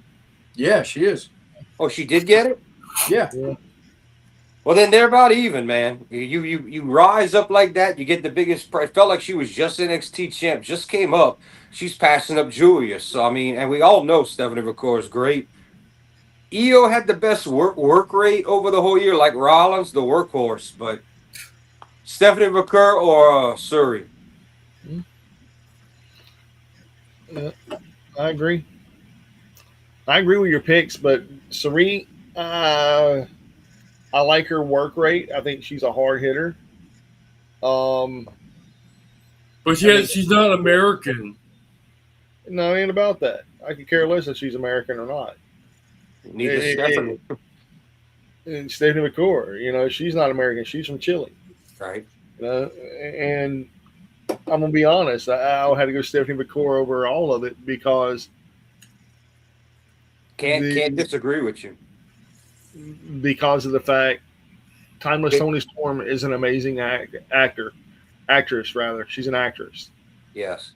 She is a wrestler first and an actress second, and her persona is an actress in and out of that ring. And I do have to say that she puts on a hell of a performance. Out of all 3 of the women they have mentioned, I would have to give it to Timeless Toni Storm. Oh, hold on. Let me add in something to finish mine right there with what you just said. The reason I'm not going Toni Storm, and y'all know I like Toni, has this year really been better for her than last year's run? No. That's my reason. But it's been better than Mercedes Moné's. Oh yeah. I'm not gonna. No one here is voting for Mercedes, bro. No one here is gonna vote for Mercedes. I mean, the only thing I can say about Mercedes is she is a CEO. She's been doing all right. I mean, her career is a lot better than it was in WWE. I can tell you that. Yeah. Go ahead, Phil. You're Mike. You finished? You good? Well, I was going to add in after the fact. Sari, she's up there, but if you, it's got to be. This is my picks, and no, but it has to go Vakor, hands down. Now, if you look at the other side of the bracket, I'm gonna tell you all this: Chris Statlander has had a hell of a year, Mm-hmm. a hell of a year. She's put people, she's been laying out people, and making people take notice. I'm glad But she's improving. yes, and her in ring work is fantastic, man. I mean, if you look at her in ring work compared to 3 years ago, it's leaps and bounds ahead of what That's it a used good to be. thing. That's a good thing. Yeah, I just and don't. I don't find she's on a level of Stephanie Vakor. she's not. No. But if you're looking at as a whole of a promotion of the face of the promotion, Yeah, as a character. she is AEW's lead woman. And I hate to say Mercedes Moné, the only thing about her is what Josh said. She's got 13 titles or 14 titles. Whoopity freaking do. And we're But watching. Mike, let me ask you this though. Mhm. You think? All right, we're talking about Statlander. All right, you're saying Statlander's over. She's the face of the division. How much would people care about Chris Statlander if next week on Dynamite, Britt Baker walks out? Oh, dude, nobody would care. Nobody would care about Chris Statlander. That's bad. That's bad. That's a bad. Everybody would be like, "Oh my God, Britt Baker is back." That's a bad thing. That's It's not like. scary. It's scary, man. Yeah, that's not like if Tony Storm was injured for a year and Tony comes back as a hero. That's a whole different world. Britt Baker is not the better wrestler, but she's more over than Statlander's not there yet. That's the problem. Well, it ain't just the fact that she's not there. Hell, I mean, Jamie Hayter ain't there. I find she's better. I would take her over Statlander. Yeah, I just find she's I'm got. gonna tell you this: same thing. If Britt Baker walked out next week and Jamie Hayter's a champion, you think anybody's gonna give a shit? Nope. No. I feel like Jamie Hayter would be more people would give a shit about Jamie Hayter than Alien. All right, name one person on that roster that if Britt Baker walks out and they're the champion, that everybody's gonna be like, "Oh, it's just Britt Baker." I mean, Tony, she kind of burned Tony is that kind of- Tony is over. Tony is going to be a lifelong memory, even after she's gone. Tony Storm is reaching Trish Stratus leader status. Yeah. That's where you want to be. Mercedes thinks she's getting there, but Mercedes is technically pulling a jackass. She thinks she is. Britt Baker, whether people like it or not, or she never comes back, is an AEW alum. That's what I'm saying. Jamie Hayter, it's not because she's been there since the beginning, but there's something in that character. I just think that Statlander needs more. She needs to. I'm glad she's improving in the ring. I'm glad she's getting better, but she's not there. The win. I'm glad they didn't do her wrong and flip the belt, and they let her beat Mercedes clean and Tony. That's good. They need to keep. Don't drop the ball on her. Don't drop the ball. She needs another 2 years of being strong. That's all I'm saying. Phil, you're up. Here's the thing. I'm happy Mercedes Moné got the belts and everything. You know, I was supporting her while everyone else was getting all pissed off and everything. Like, because she tell great stories. She put on decent matches too, but it's kind of I'm gonna have to go with possibly either Tony or possibly Tony Storm or possibly who's the other one? Io Sky or EO or possibly Stephanie Vakor because she's had a hell of a run this year too. But Stephanie isn't even on the list. I'm surprised. That's a fucking crime right there. But anyway, yeah. Oh, shame on these people at Sports Illustrated for fucking that up.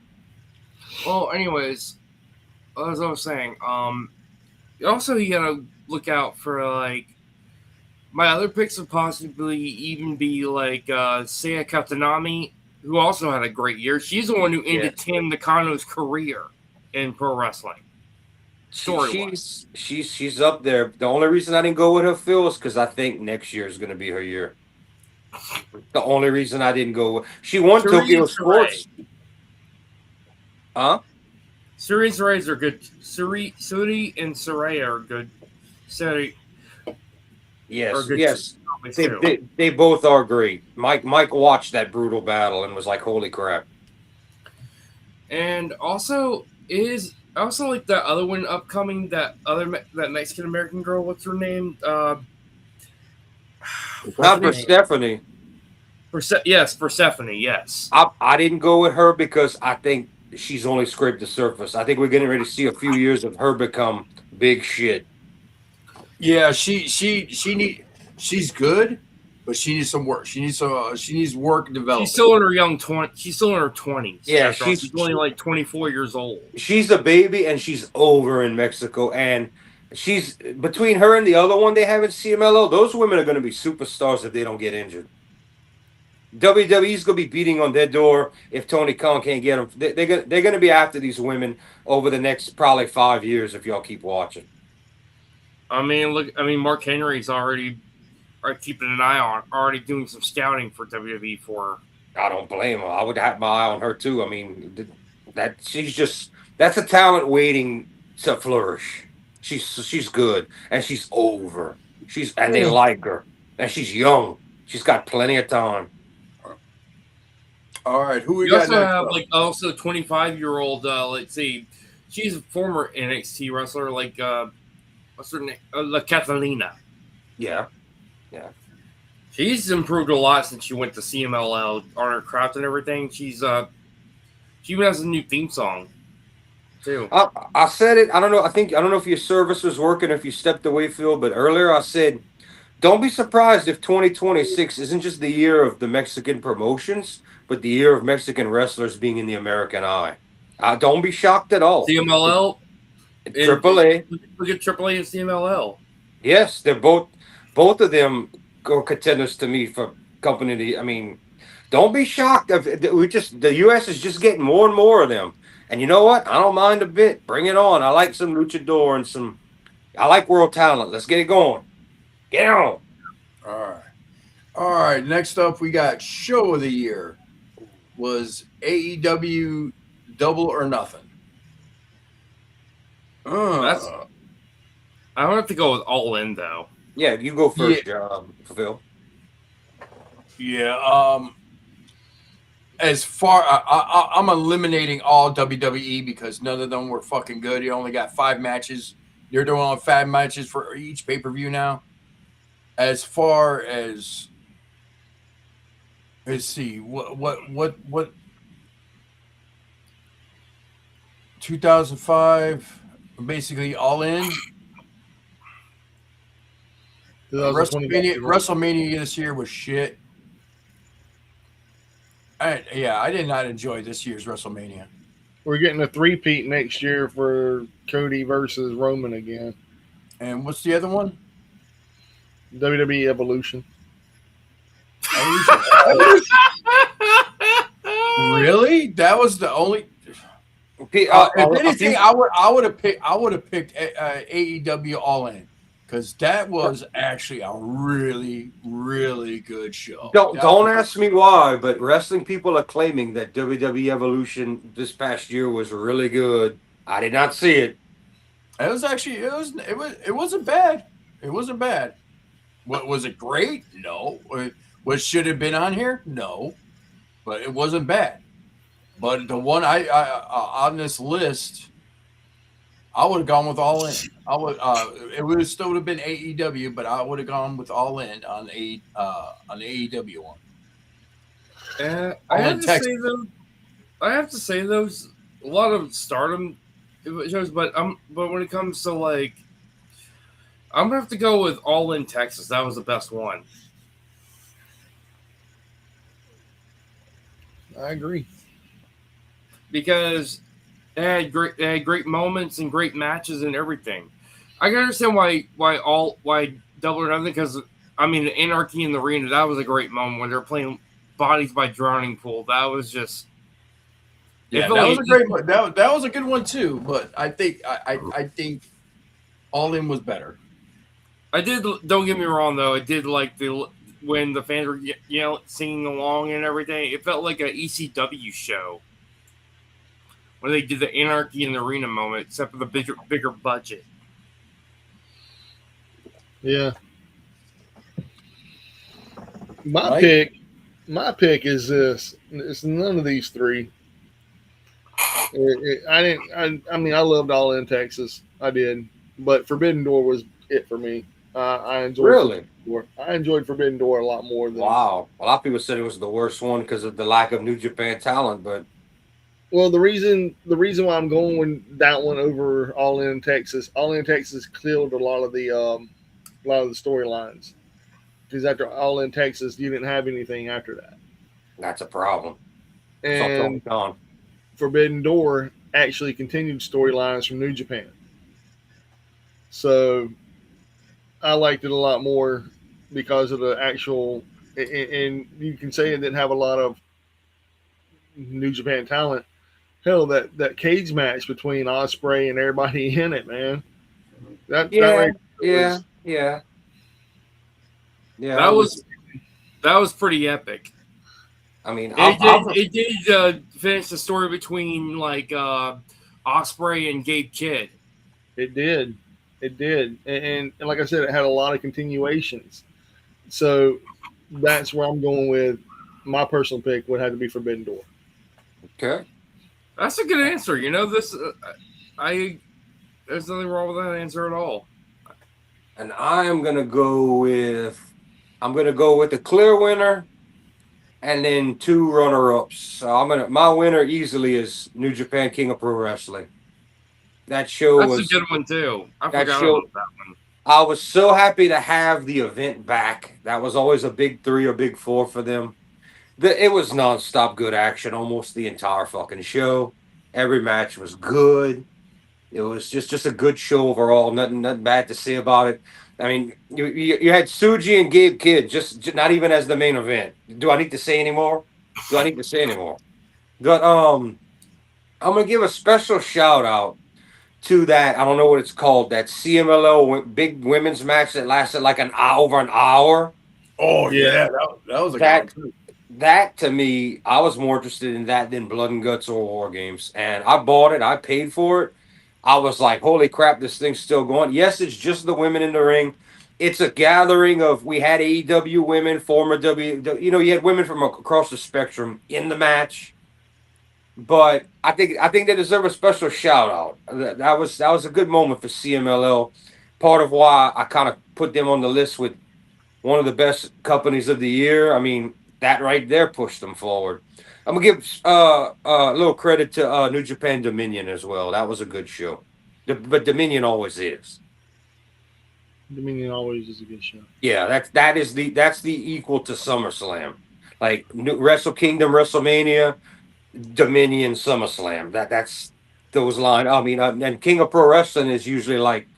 Well, I know it's not that. Yeah, Survivor Series. Just maybe Survivor Series ain't all that in modern day, but it's what it is. All right. Let's see. Next up, we got Match of the Year. Winner of their picks is Io Sky versus Rhea Ripley versus Bianca Belair. I'll admit that was a really good match. I heard good things about WWE. That was a really good match. Let me point out one. Wait, Josh, you started twice, so you should hold on. But okay, my bad. It's cool. I want to point out one fact to y'all before we get it. Whoever starts this one off. Wait, I don't think I did. I don't know if I did or I didn't, but I'm trying to let everybody go. I want everybody to keep in mind that this is not best women's match. This is best any match of wrestling, man, woman, intergender.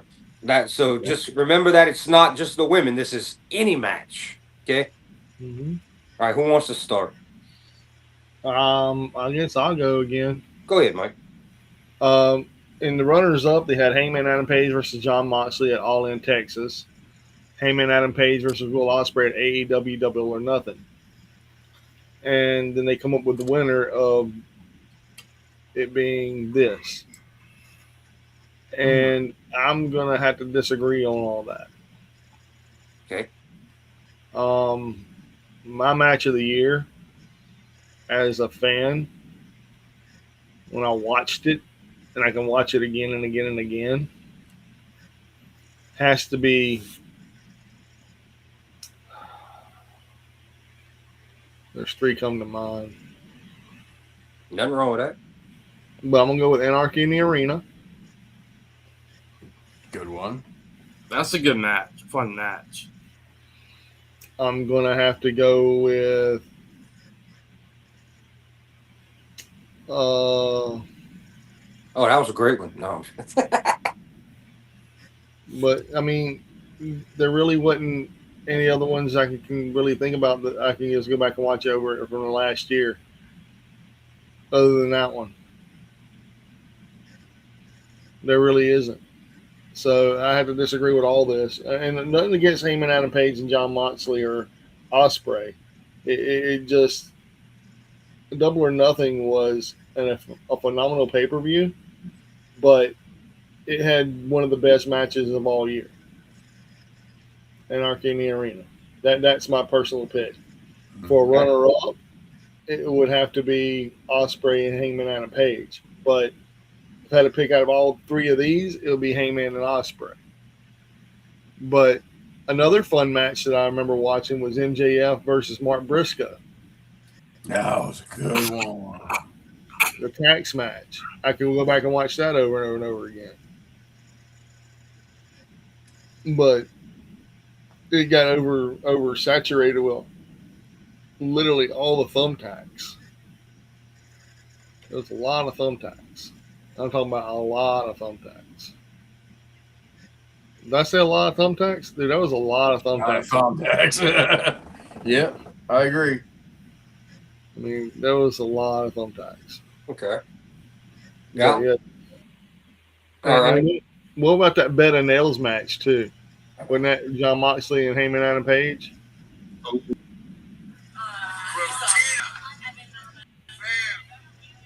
What the hell? Start watching porn again. No.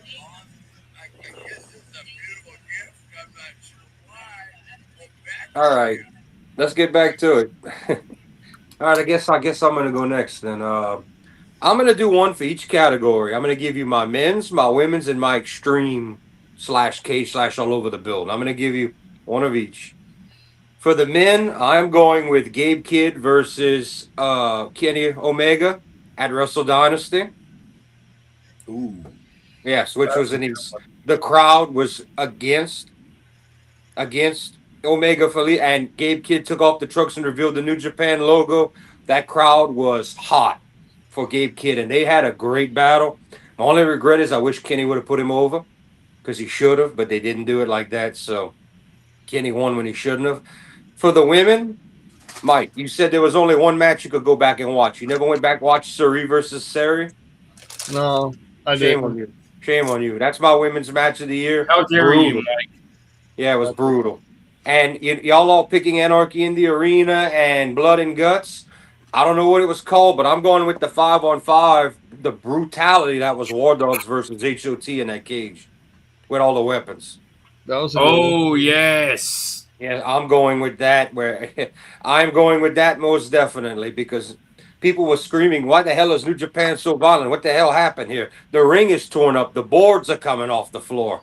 You got your boys cutting your boy open hard way on the like hide the camera." Yeah, like that. That's my crazy match of the year. Special shout out to the big women's knockdown drag out hour plus in CMLL too. Even though it was more of a showcase, it was still good. Ooh, now that's a tough one for me. Let's see.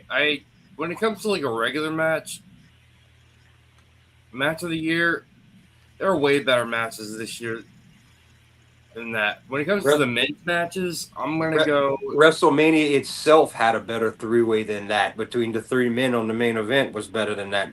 I'm not saying that women's match right there was bad, but the Roman Seth Punk match, yeah, that was better. I watched that. That was better than that women's match. Well, anyways, what I was trying to say was there's a lot of great matches. I'll be back. In this year, and I'm gonna have to, when it comes to a crazy match, I'm gonna have to go with Jordan on the cage match in New Japan. The War Dogs versus House of Torture. That was just fucking brutal, man. There was no holding back. There was that did not come across as a fake fight. This is going to be brutal in a cage. You didn't know what you were getting, and we saw what we got. And War Dogs just all climbed over that cage with weapons and jumped in that ring and was like, "Let's fucking go." And House of Torture was brutal, huh, Phil? Oh yeah, and when it comes to the women's crazy match, I'm gonna go with the women's blood and guts match. That was, like I said, those women this year made a fuck. Tony Storm, Mina, Tekla, all the women in those, even like they made a fucking Sky statement. Blue. Sky Blue, also what's her name, Julia Hart, and also Willow Nightingale was in there too. Jesus fucking That Christ. gives Thekla and Julia Hart not one but two huge matches they were in this year. That they were heavily featured in the Blood and Guts and the CMLL match. Both of those women were forefront in that match. Oh yeah. Oh yeah. Just imagine it. Just imagine, man. I still think Julia made a big mistake signing with W because if she teamed with Tekla, just imagine the chaos they would have caused in AEW. Well, I mean, you got it's a good time for the women right now coming up. It is. This is a great time for women's wrestling. That's all I can say. It is. Yeah, but as my other thing, let's see. I could put a wish in one hand, shit in the other. Which one fills up more?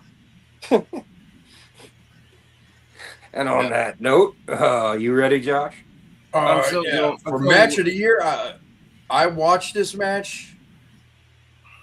It was a really good match. I'll give it that. And I've seen the other matches, but I honestly think I have to agree that with the women's blood and guts cage match should have been on here. That should have been match of the year. That one. I'm gonna give a shot. Like, I don't want to cut you off, but I want to just say something real quick. I think they should. I think everybody that does these rankings should have a straight up wrestling match, men's, women's best, and a gimmick like these extreme matches. I don't think it's fair. I think you and Phil both picking blood and guts is fine. I don't think it's fair. I think there should be a blood and guts, anarchy in the arena, rumble, all of that extreme weapons. Extreme match of the year, you would say? I think they should have that, and then you could have like this three-way, like a legit wrestling. I don't think it's fair to have them all together. I think that, and I'm just throwing that in on yours. I think they should, because you guys are picking the women's blood and guts, and you know what? That's a very popular match, and people like it. But at the same time, we hurting ourselves on straight in-ring action. You know what I'm saying? There should be two. Okay. All right. If we're gonna go with a straight in-ring action. And if Phil wants, he can come back and pick a straight match too. When it comes to the street match, just a regular match. I want to go with Sudi versus Sari. Agreed, my man. Agreed. Great match. It was brutal. When it comes to women's match of the year, I think Ospreay and Kyle O'Reilly. Okay. Not Kyle O'Reilly. Kyle Fletcher. Okay. That was a brutal match. And good match. And that should have been match of the year, right there. And eventually, one of these days, we're going to see those two tied up for that world title, and he's going to pass that torch to your boy. One of these days. Yeah. Let's go, Kyle, and fuck you, Kyle. Yeah. And Ospreay's Kyle O'Reilly versus Kyle Fletcher. No. Let's go, Kyle. Like which one? Him, me? No, I was talking more Ospreay versus Kyle Fletcher. But one of these days, Kyle Fletcher's going to get that torch passed to him by Ospreay. One of these days. As Ospreay ages and gets a little older. Okay, Philippe, you want to start this one off or what? Tag team of the year? Ooh, if yes, I'm going to do that one. Go ahead, brother. Personally, I would have gone the Young Bucks and Burdito. I would have gone with Burdito. I would have too. Because it wasn't because they were the only thing, best thing about tag team wrestling. Even though they were a brought together tag team, they had great chemistry together. They weren't can they coexist?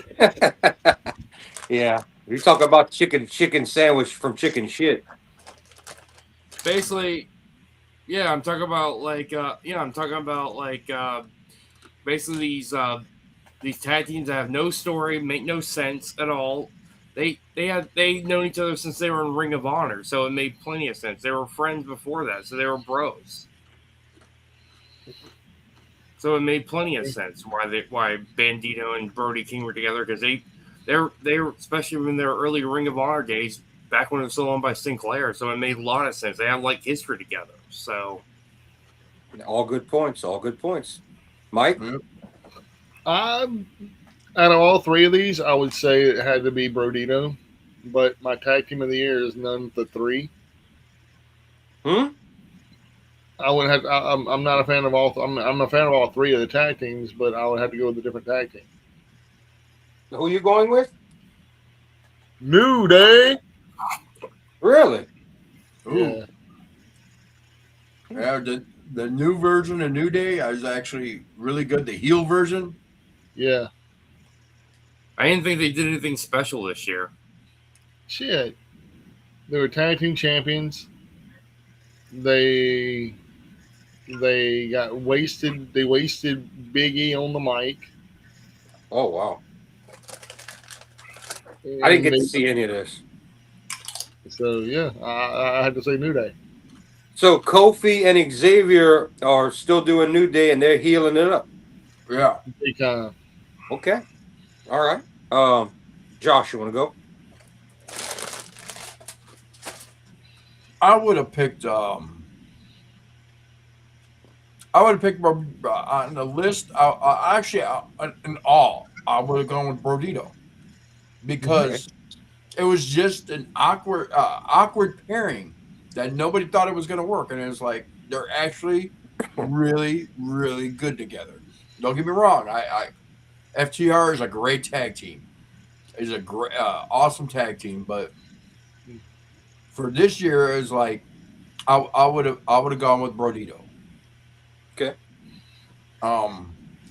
In all, I think New Day belongs on that. I think, New Day should have been on that list because it's like their awesome heel turn this year was epic. Mm-hmm. Who's another Come out good left tag field.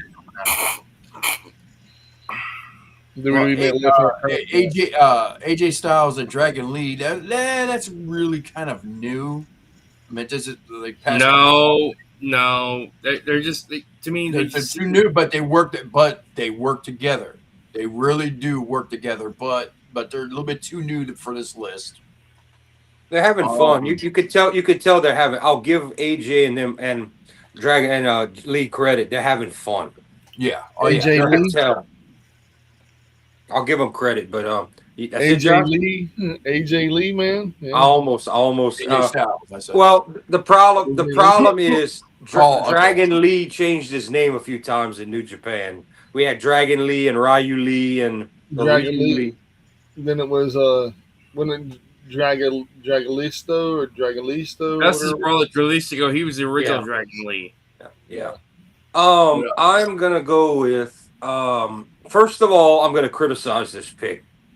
FTR has done nothing fancy this year, and I don't think they even deserve to be in the top 10. Short of they exist, they've done nothing this year for the whole year. I mean, I had to put you on pause for a second there, Jordan. They have.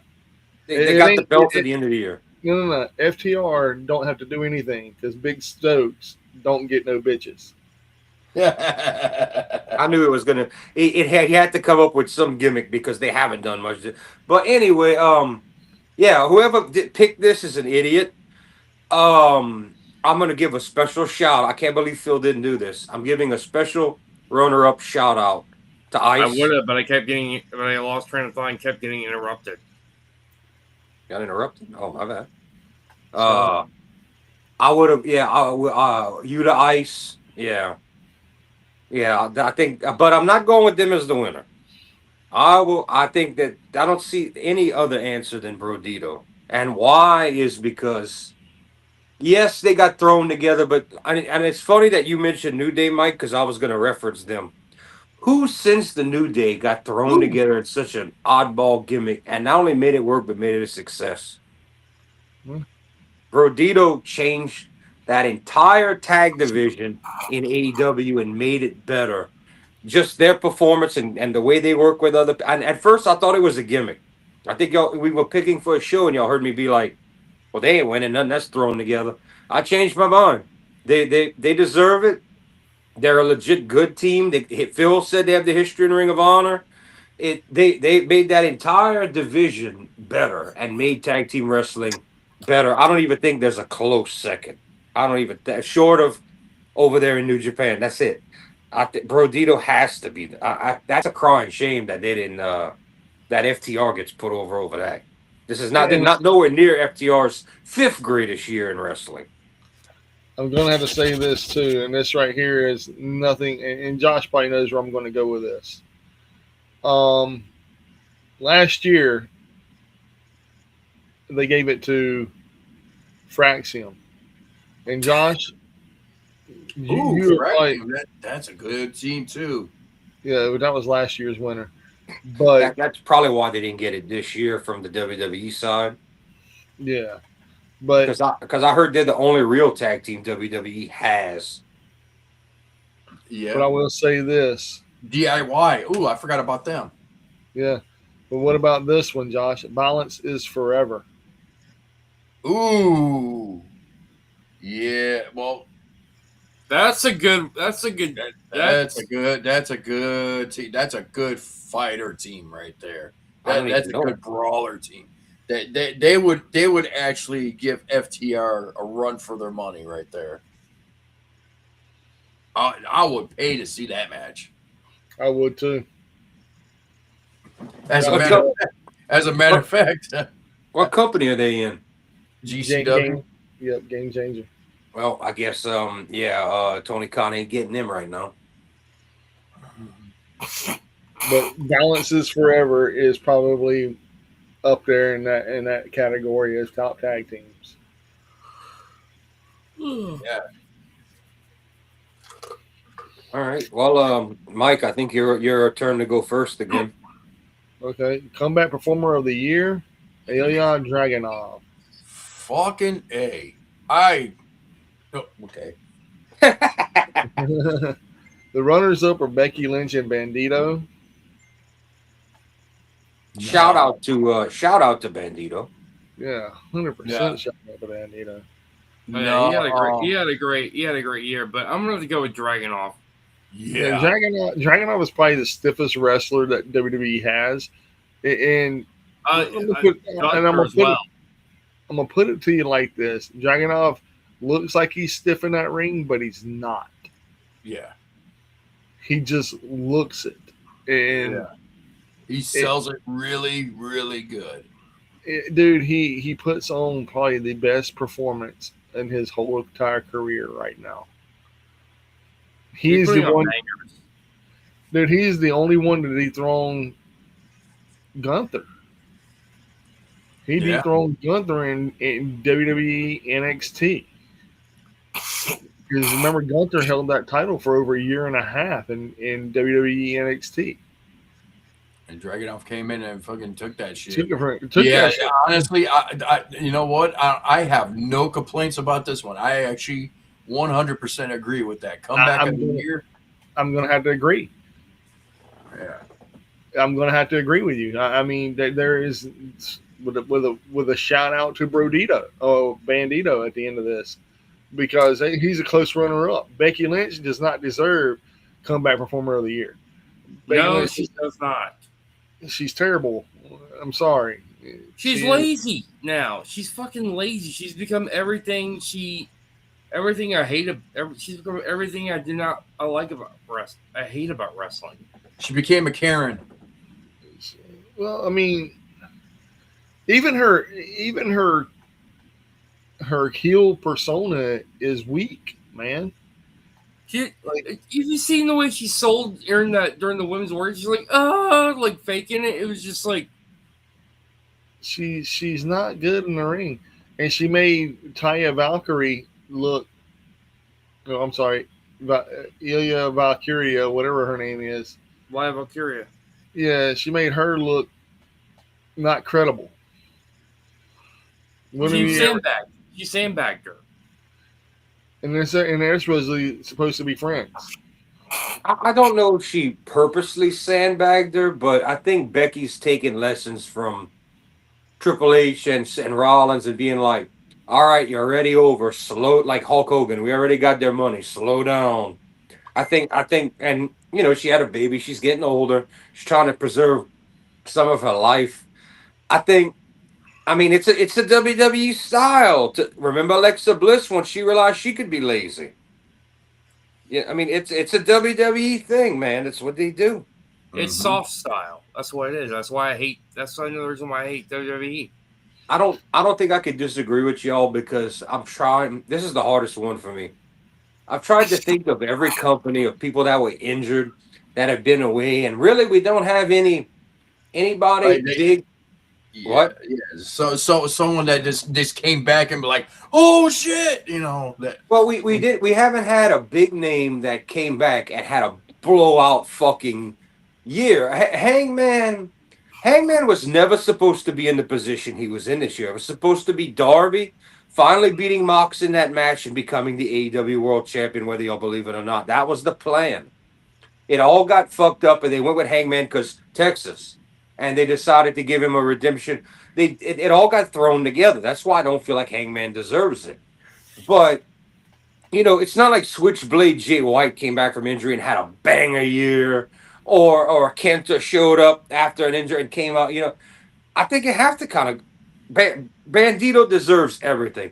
But I think Dragunov kind of does deserve the spot. I don't think you have anybody else that came back world beater and looks great and that came off an injury. It's not like Daniel Bryan was injured and he's back to full-time wrestling, or Omega has made a full-time recovery and he's world beating all year long, or Osprey's. Probably Osprey will be, if Osprey comes back in enough time period to have a year, whether it be this year or next year, he'll probably be the guy up for the award next time or the time after. Yeah. If he could stay healthy. I'll say another one too. Mad King Eddie Kingston. He was out, but man, he just came back, and he's been out since at least the summer, not before. He missed a lot of the year. Wow. He just came back like what, last month? Yeah, and I think the voting stops either beginning of November. Like they cut off a month. I don't think he qualified. He may come up as a runner-up next season. Who knows? If he has a good run, he could be a top 3 next year. I mean, we're gonna find out. They need to push him, man. I'm going to say this about Eddie Kingston. You might not like his in-ring, but when he goes on that microphone, you fucking listen. He's a great talker. He's a great talker. He's a great talker. I don't see much for him, dude. He pretty much said he has 5 years left in the business, and then he wants to move to Alaska and be away from all people. That's his goal in life.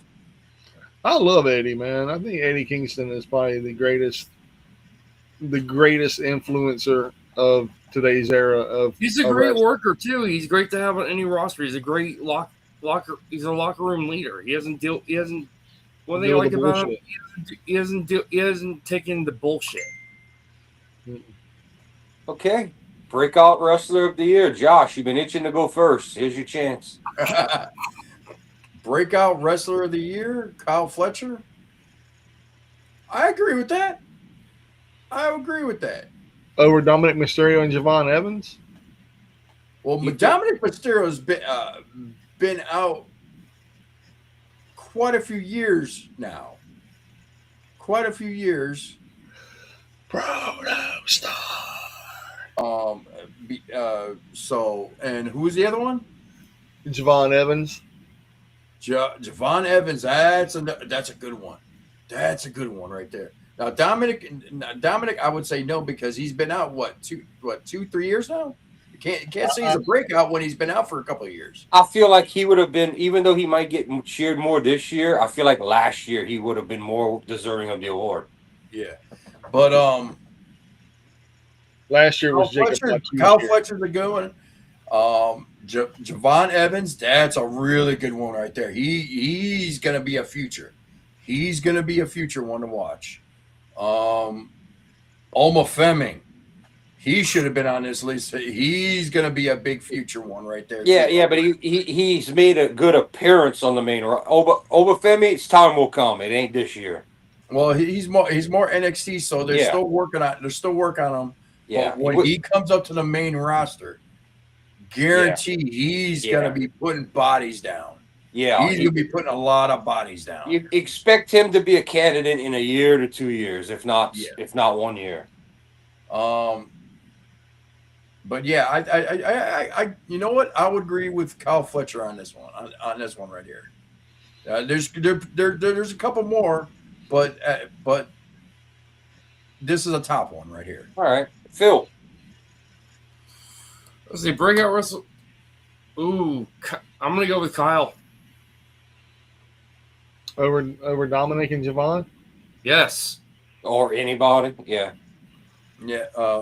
Do you think anybody else should have been on this list? Also, let's see. I'll say another one, like Saya Katsunami. Tokyo Sports Award. Yes, she's been ever since Queen's Quest. She's become like the leader of hate. She's kind of a tweener now. She went because if you look at Hate was supposed to be a heel because she was the last member of Queen's Quest after they broke up, and the other leader went to Mr. Groomer's wrestling promotion. She went to Marigold, huh? Yep. And that and another one I should add to the list for breakout, like this year, Mr. Iguana. Aha. That's an honorable mention. I think Kyle Fletcher is the chosen one, is the better one, but as an should be on the list, Mr. Iguana. I like that. I'm not gonna go with that, but I salute that pick. Okay, I'm gonna go next. Yes, guys like me and Phil have seen Kyle for years, but Kyle was never in the position he's in now. It's hard for male wrestler of the year. I think it has to be Kyle. We've always known he's talented. We were like, one day, he's going to be the guy in that tag team. Your boy gets injured. They decided to push him instead of let him sit. I was like, good. He is the next Ospreay. I mean, yeah, for the men, and for the women, I think I'm going to have to agree with. This isn't. Are we still we still in Stephanie McCur's first main roster year? Yeah, pretty much. Yeah, she's already a women's world champion. So yeah, but has she been? This is still her first year. Has she been there a whole year? No. Okay. Yeah. Well, maybe we could put her next year, but I'm gonna go with Phil's pick for the women. I'm going because you could tell they're hyping her up like she's the next greatest thing coming. Like they're just waiting for her to blow up. But next year, after a year on the main roster, see, that's why Kyle deserves it. He's been in AEW on Dynamite more than a year. I think after Stephanie gets a year on main roster, I think she should be the woman. I do. So next year, she should be breakout star. I mean, I don't know if she's going to get it because of the way the timeline's falling. She's not going to be like new. It'll be like she's been around, but I mean, I could give her all kind of awards. That woman is a once in a lifetime talent. Oh, dude, she's a generational talent by far. She's just so damn good. But for the men, Kyle deserves it. He's having a great run. He could change it later on. He's going to change his character, his persona, his look, and you know what? No one's going to be worried one damn bit about it. He can go face, he can go heel. It doesn't fucking matter. The dude's universal. My only thing is, I hope he stays healthy. Tony Khan don't work him to death. That's all I hope. Oh, like Tony TJ's been taking really good care of, especially Okada. Yeah. Well, I said he would work Ospreay to death, and look what happened, into injury, and sure enough. But so I hope. I don't want to see the same thing happen to Kyle next, and I hope when Switchblade comes back, I hope not only he earns Breakout Star of the Year when his time, but I hope he's given a proper push, because the Switchblade needs to be a top 5 man in AEW. I'm sorry. I agree. He's great. That man needs to be on the microphone, world title picture built up. I don't care if you got to put a belt on him and let him play chicken shit over. Build that man up. That man needs to be amongst Kyle Fletcher and Will Ospreay and MJF, and he needs to be in that top echelon. That's where he belongs. I got a couple of good picks for the Breakout Wrestler of the Year. And I know he's been around forever, and he is now the GCW World Heavyweight Champion. But Daddy deserves Breakout Wrestler of the Year, in my opinion. Ratty Daddy? No. Effie. Blackheart? Effie? Effie's actually... I thought you were talking about Shotzi Blackheart because she called herself Daddy. As a Breakout Wrestler of the Year? No. You don't think so? I would have said Wrestler of the Year. Okay. I would have seen him in that category, but as a Breakout Wrestler, no. Okay. He's been around for too many years, so nah. Okay. What about this one then, Leon Slater? Huh? What about Leon Slater then? Who? Leon Slater. Leon Slater is a TNA X Division Heavyweight Champion. Oh, okay. As a Breakout, that's. I don't think he's been in the business for a while, is he? Mm-mm. I'm gonna add That's a good one. I'm gonna add a category. I'm not cutting you off, Mike, but if we're talking about sports entertainment guy of the year, I'm not a fan, but I will give it to you. He's over, and he will appear. Say his name. I'm not gonna say his name. Joe But- Henry. I don't like. I'm not into this. I don't have a picture of Joe Henry, so I just showed a cat. I'm not into his shtick or what he does, but the people go nuts. If you had to go entertainment wise and WWE wise, he's their breakout. Even though he's their breakout guy. Yeah. Not counting the return of Dragunov but he's there. You know that once he's signing full time, and they're gonna go in. They're gonna see how far they can go with that guy. I'll tell you another one too, man. Braun Breaker. For this year, man, he all right. Seth got injured. What money turned on him? 3 months Braun ago. Breaker. He turned on 3 months ago. Yeah, that's maybe. I think you're gonna see Braun might maybe next year or something. I don't know, or they might bypass that if he goes on whatever year he goes on to Mania and wins the title. He's probably gonna get Wrestler of the Year. They might just bypass all that and give him. I think Gunther or Walter, whatever you want to call him, is going to be the guy that ends all the other old guys. I think he's gonna be their last match. I think that was the plan that Triple H wanted to do with him as a monster, and I think your Obi guy is going to be the next generation after him. Oh, now Yeah, that's gonna be the next. That's what I think they're That's planning. gonna be a big. To me, the whole thing has been set up that Gunther is the next Brock, and then after Gunther, they're going to go with somebody. But does Gunther retire Brock at SummerSlam, or do we get Braun Breaker to do it? Who do we get? I would like to see Braun Breaker do it. I think it should be one of the if Lesnar's really hanging it up this summer, like they're saying. I mean, even the post show for Cena's retirement, the announcers, the guys were talking out there. Lesnar's getting ready. They were being real. They were like Lesnar's getting ready to hang it up, and they're like possibly as early as the summer, and that's the reports I'd heard. So it seems like they're not even going to worry about Jericho or AJ right now. They're going to go the next retirement or matches. The next guy they're going to be worried about is Lesnar. I don't see Lesnar going against Gunther because the one thing I think Lesnar will not let Gunther do He will not let him chop him. He will. I don't. I think Oh, Lesnar will man. fucking beat the shit out of him out of spite if he lets him chop him. That's I when don't you know, pull a man. that's when you pull a Vince and you say extra 10 grand a chop, bro. Or extra 50K a Because chop. you saw John Cena. He didn't want to get chopped by. He saw he could go for the chop. He's like, no, you're not hitting me. he But lays him in for real. but you saw a little bit later. He was like, when John Cena had his back, he just said, "Wow!" right to his back, and you saw that paw print right on his back too afterwards. John was like, bro, I want to live to act another day." Dude, that man chops, bro. He chops hard. Yeah, That's what he's The only known one for. that chops hard, He's it's worth the flair. Kenta Kobashi could chop the living. No, wait, not Kenta Kobashi. What's his name? Satoshi Kojima can chop the living fuck out of you. Kojima, when he was younger, had even more power. Yeah. Also, one of the four the pillars of worst- heaven could chop the living. I think what his name's the one Eddie Kingston is he wears the same type of outfit gears he does.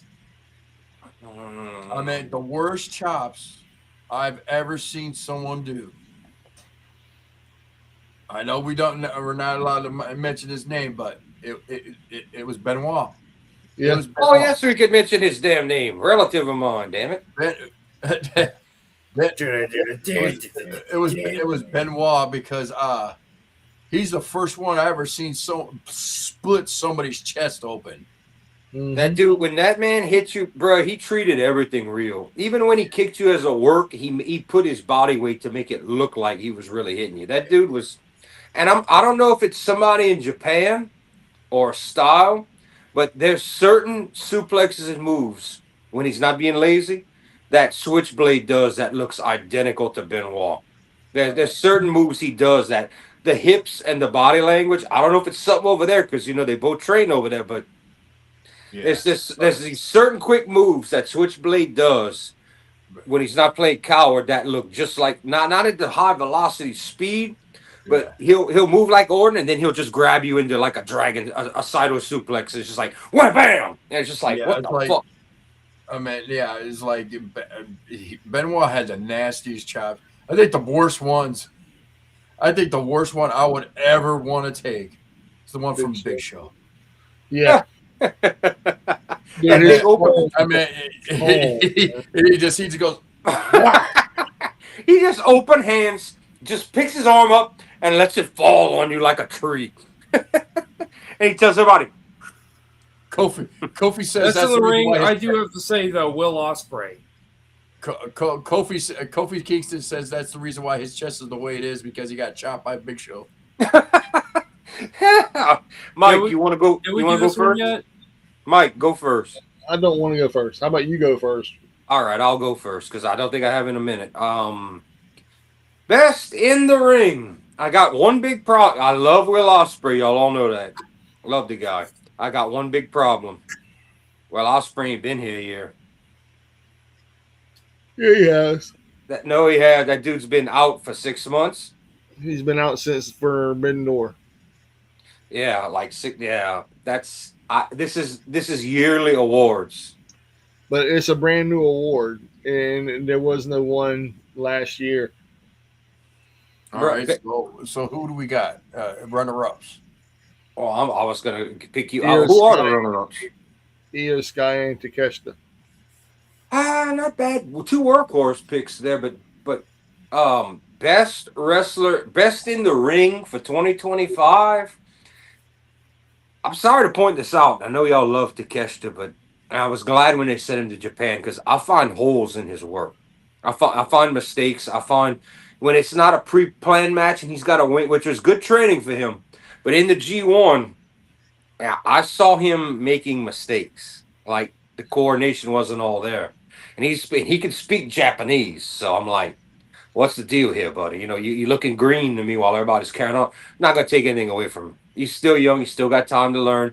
DDT is kind of half-assed sometimes. They're not going to make you the best technical wrestler. So the more experience you can get, the better. But I'm not going to go with Takeshita for best. This is not you look the best that we made you win. This is the best in-ring performer of the year. And I mean, if Will would have not got injured, I would say I wouldn't have a problem with it. I'm tempted. I'm damn near tempted to go with. I know he's won a million awards, but he's just so good at what he does. I would for a veteran, I would go ZSJ, and for a newer guy, I would probably say Kyle Fletcher. That's how I'm looking at that. I mean, Gunther's a great wrestler at what he does, but is Gunther going to make my heart pound and fly in and out, plus do all the I mean, ZSJ tells a story, and he was champ earlier this year, and he could tell a hell of a story. Some people don't think Gabe Killer's a great wrestler, but boy, he could sure sell you in that ring and make you believe. I mean, if you had one of the greatest in ring of all time is fucking Shingo Takagi. Yeah. I mean, does that mean he's the world champ? No. Has he ever had a bad match with anybody in his life? Not that I've ever seen. And I don't care who it is. It could be fucking Yoshihashi and he's still kicking ass. So I just don't. I don't like that they're giving it to Ospreay when Ospreay couldn't battle the whole year and had to go away on injury. I mean, Rollins was one of the best, but he injured himself. And yeah, it was closer to the end of the year, but still not the whole year. You got injured, so I can't get. Io Shirai's been a workhorse all year. Takeshita has done good work.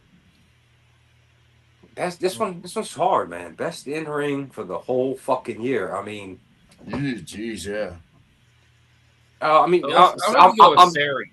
I'm thinking of Suri again and Stephanie. I'm thinking of them again. I mean, Suri's been on a great run for this past year as champ, or since she's won the title. I mean. We also have to go with with what's her name, Saya. I mean, as well, she works marvelous in the ring too. You talking about Suri? No, her and Saya as well. All right, I'm thinking of Suri, the champ. She's the champ. She's on fire. She looks good in the ring. She can dish out a beating, take a beating. She can sell. She hasn't had to take any time off. Even though she doesn't constantly defend this belt, Phil could tell you, she's in Stardom working her ass off. I guess it's back to the men and the women thing again. Men, I'm gonna. It's hard to say because if anything, Ricochet put on some bank. I think also ZSJ's loss to Takeshita was so convincing. I'm gonna go for the men. I'm going with ZSJ. And for the women, I could almost pick one for every company, but I'm gonna go Suri. And with Stephanie McCoy. But Stephanie also has to tone it down a lot of times in WWE, so we're not getting full Stephanie. I'm gonna go Suri and I'm Suri, and I'm gonna go ZSJ. Who you got, Phil? That is a tough one for me. Since I do agree, though, if Will Ospreay did wrestle all year and didn't get injured, I would have picked Will Ospreay. No chance, no fight about it. But unfortunately, you know, it's hard to say that because there's a lot of people that worked their ass off. That was probably like really good in the year. Like, I'm gonna have to go with Bandito. Not a bad pick at all. I should have put him as honorable mention. But when it comes to the women's, I'm gonna have to pick Saya Katanami. Okay. She's up. I can't fight you on it. I think 2026 is gonna be her year. It's gonna be the year of Saya Katanami. And that's when I'm gonna be ready to give her the praise I'm giving. She's gonna piss off Jim Cornette by the end of 2026. By the end of 2026, I promise you that. Oh, sure, unless Triple H can and Shawn Michaels can lure her away by 27. Then Cornette's going to be like, oh yeah. Oh, he has a weird thing against Japanese women wrestlers. I don't know what it is. Unless you're from 40 years ago.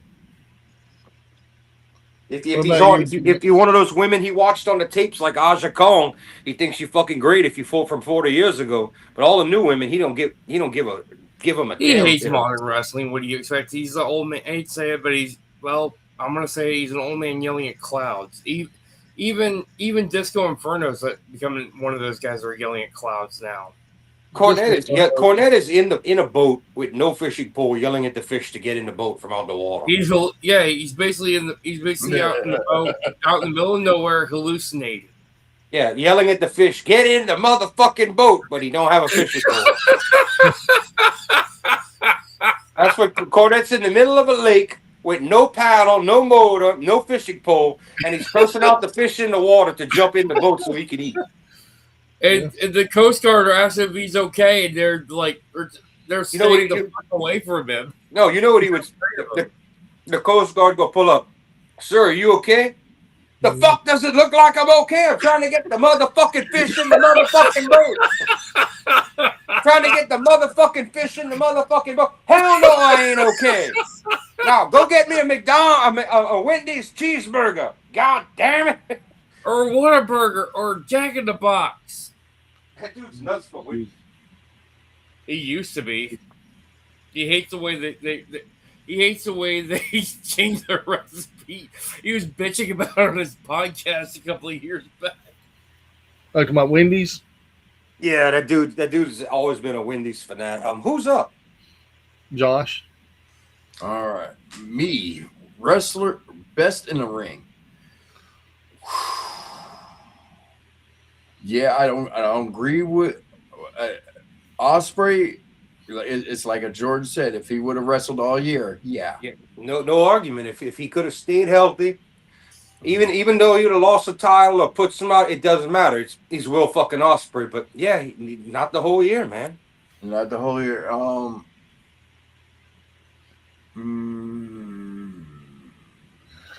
Ricochet is a good contender for it too. He should have been on that list. I like how he's Swerve should have been on that list too. He's good. He was good in the ring this year. Swerve got taken out for a bit, remember? Yeah, and that's why he's just coming back now. So he crossed my mind. I think Bandito. Honestly, I have to agree. Bandito would have been a better choice. That's not a bad pick at all, man. Bandito is even though he's got some age on him now, he's firing on all cylinders. He's only 30 years old. Oh, okay. Wow. Who I got him confused with from ROH, Phil? That's like 40 something. That was the book. Roosh? No, not Roosh. Roosh don't wear a mask. Are you probably thinking about like Drilistico or possibly Mystico? Mystico's old. No, not Mystico. It was somebody who was a booking in ROH before they got bought. And I must have him mixed with another Mexican wrestler, another luchador. Delirious? Yes. Delirious is not Mexican though. Okay, I'm sorry. He's got a mask on. I can't tell. Where's Cornette when I need him? Where's Cornette when I need him? Fish, get in my motherfucking boat. Mike, who you got? Me? None of these people. None of them. AJ Styles. Okay. Not considering his age and time moving on, he's still spry and moving around. Good for he's coming to the end. He's probably gonna get a nice legacy award when he's done. Him and honorable mention to Rey Mysterio. Another veteran. He's Mike's loving the veterans there. Well, I mean, look at them, dude. I mean, they're barely ever injured, ever. And when they do get injured, they come right back. What are you talking about? Mysterio just came back from injury. I know, but he was not like a year and a half. He was gone for a while. He was gone for at least. I think Mike's letting a little half the year. Yeah, he was gone half the year. Mike's letting a little personal all-time love get involved here. I think versus the year. Yeah, I am. Because you got to remember, there's one thing you got to remember when you talk about Rey Mysterio. My knee. Yeah. That fucking knee. Always since WCW, that knee's giving him trouble. Yeah, that knee. Yeah. But in all honesty, though, man, he's put on hell of a matches in WWE, WCW, ECW, New Japan. AAA. He did his one New Japan match. They had him set up with 3 rivals, but he went to WWE because they told him they would push Dom if he signed. Yep. And remember Lucha Underground? Oh yeah. And he just wrestled the other night on AAA. He took well, I don't know what we call it today. El Penta Zero. He took Phoenix's brother's place in the main event against Dom.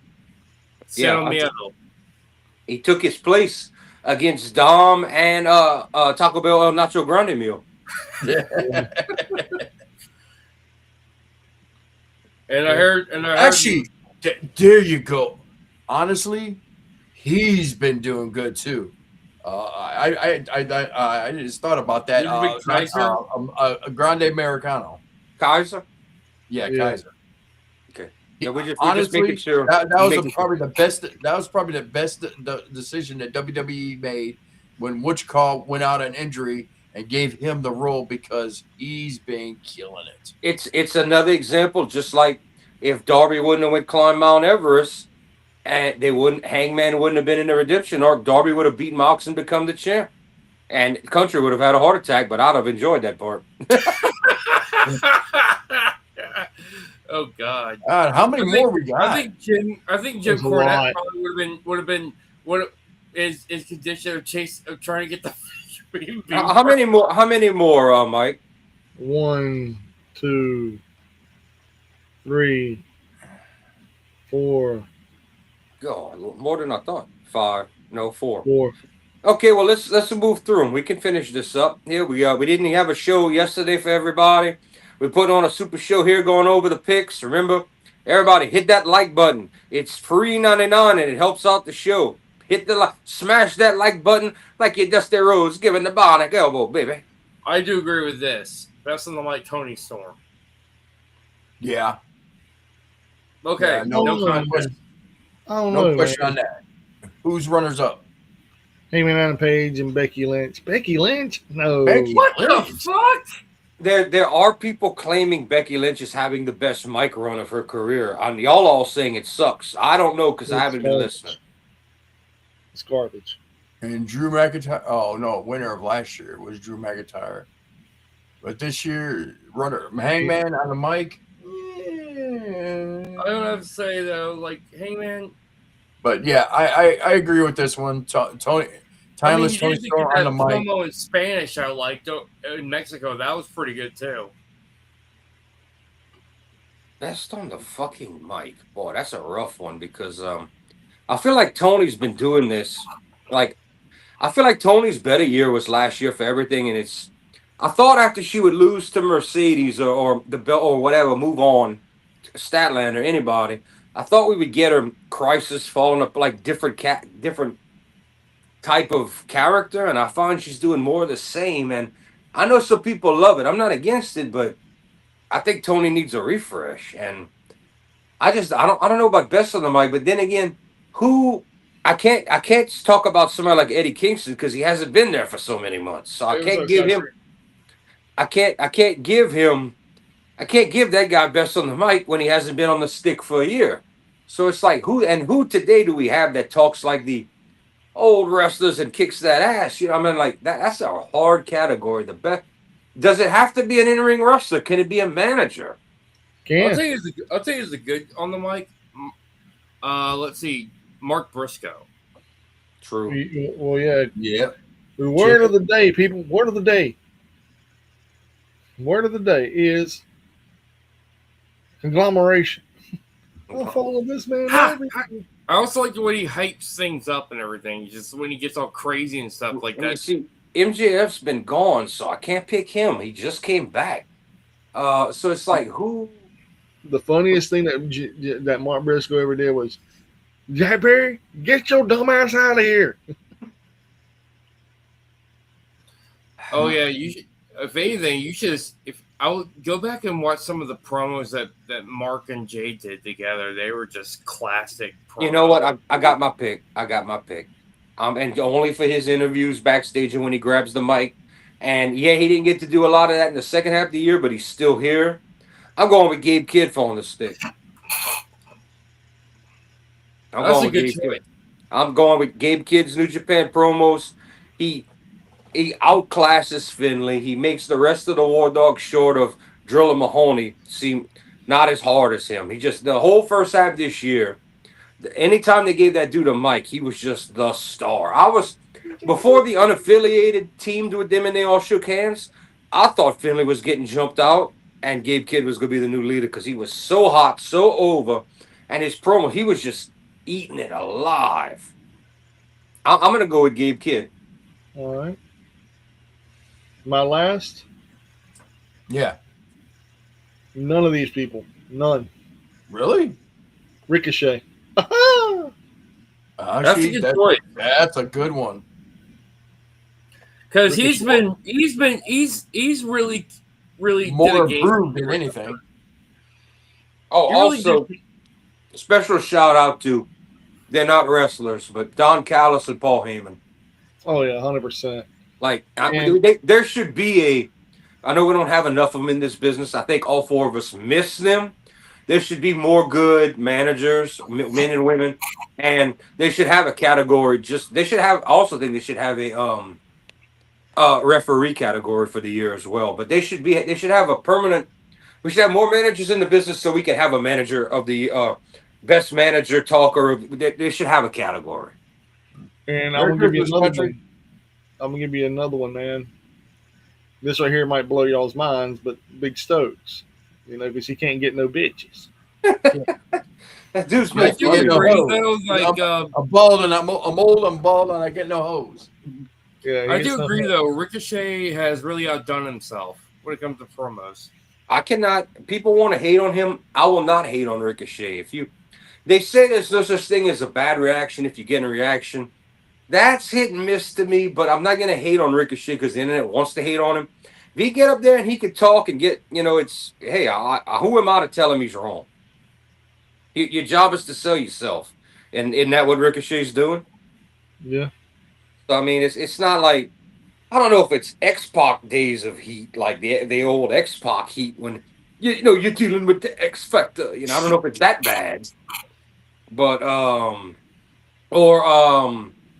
what you call oh damn, I can't think. Baron Corbin heat, go away heat. Oh, dude, he had fuck you heat, man. That dude had go away heat, like, man. That I compare a certain band. He made you want to change the fucking channel. He made me want to put my head through the TV and go after him, plus break my TV. Especially when he teamed up, when he made what's his face do that stuff too. What's his name? When he went by Mad Cap Moss. Like, does he have a cap on his head? Is he mad? Around the time he tag team with that girl Vince thought was going to be over and didn't make it in the company, the former Army girl against Beth and Becky. Seth and Becky. Around that time, that dude had unholy levels of go away. X-Pac heat was a joke compared to the level of heat Baron Corbin had at that time. Oh my God. The biggest heat I've ever seen in modern day wrestling, and Josh can probably agree with me what I'm about to say, was when Game Changer Wrestling introduced Matt Cardona. Oh, Jesus. The face Jesus Christ. That was some major, like, damn, he barely made it to the ring. Yeah, they were after him, dude. They were throwing shit at him. They thought he was going to be a sports entertainer, and look, he ended up winning all the fans over being hardcore. Hell, he actually barely made it out of that ring. I'm gonna give y'all one, a modern one around that time, but I don't know how many of y'all bought it and watched it or cared. But Ric Flair's final match, JCW with Tony Schiavone calling, the heat Jeff Jarrett and Karen got from the fan just walking out, bro. They wanted to kill him like it was 1979. That was insane. They played it. I gotta give it to Jeff and Karen, but they played that shit so hardcore. The people already were gonna boo him like it was. He was cursing people out, walking to the ring. They wanted to jump the barricade. Fuck you, brother. Boy, it was some old school heat. That was amazing to see. I love that kind of heat, man. I miss that heat, man. Bro, if you ever have time to go back and watch it, the one where he teams with Andrade against Oh, I've seen that. yeah, when Jarrett's coming to the ring, he knows they're already hot, but and then Karen, they gotta bleep her twice because of the shit she's saying. Mm-hmm. Yeah, and then when she got into it with Charlotte's sister at ringside, they had to bleep her again. Dude, what I'm saying though is I miss that heat. I Oh miss it. yeah, oh yeah. I miss it. People like Cornette don't miss it because they don't want to get stabbed no more. But Yeah, but you know, Don Callis gets it. Don Callis gets Yeah. all that heat. yeah, but he's a magnet for it. He's good. He's always was good at being a dick. Him. Well, are we holding up? I guess we're holding up the show. Y'all want to do this? Heel turn of the year. Yeah, let's get it. All right. Heel turn of the year, Naomi. I tell you the truth, I completely forgot about this. For me, that's an easy pick. And I can't believe that they were too dumb not to get it right. But to me, this is the easiest one on the whole page. Who's going first? I don't care. My answer is going to be Truth, quick. I can't think of a heel turn. Kyle Fletcher. That's You can't think of a heel turn in 2025. Second biggest heel turn in the history of pro wrestling, and you can't think of a heel turn in 25. oh Jesus Christ! I am so drawing a blank on this one. Somebody's out. To I wouldn't pick John Cena because that just no. Yeah. Oh, John Cena. Yeah. Second biggest that mo I even tuned in and had to go back and watch it a couple times. It drew, Okay. Okay, I stand corrected. Yeah, I think that one. Heel turn of the yeah. I think now that wait a one- minute. Wait a minute. We're not talking about how shitty the run was. We're talking about the night he turned and the buzz it created with everybody waiting for him, the way he did it with Rock and kicking your boy Cody in the ball. We're talking about the turn, not the horrible run and they botched it. The turn that night at the pay-per-view. Yeah. Okay. Yeah, I would agree that would have been better.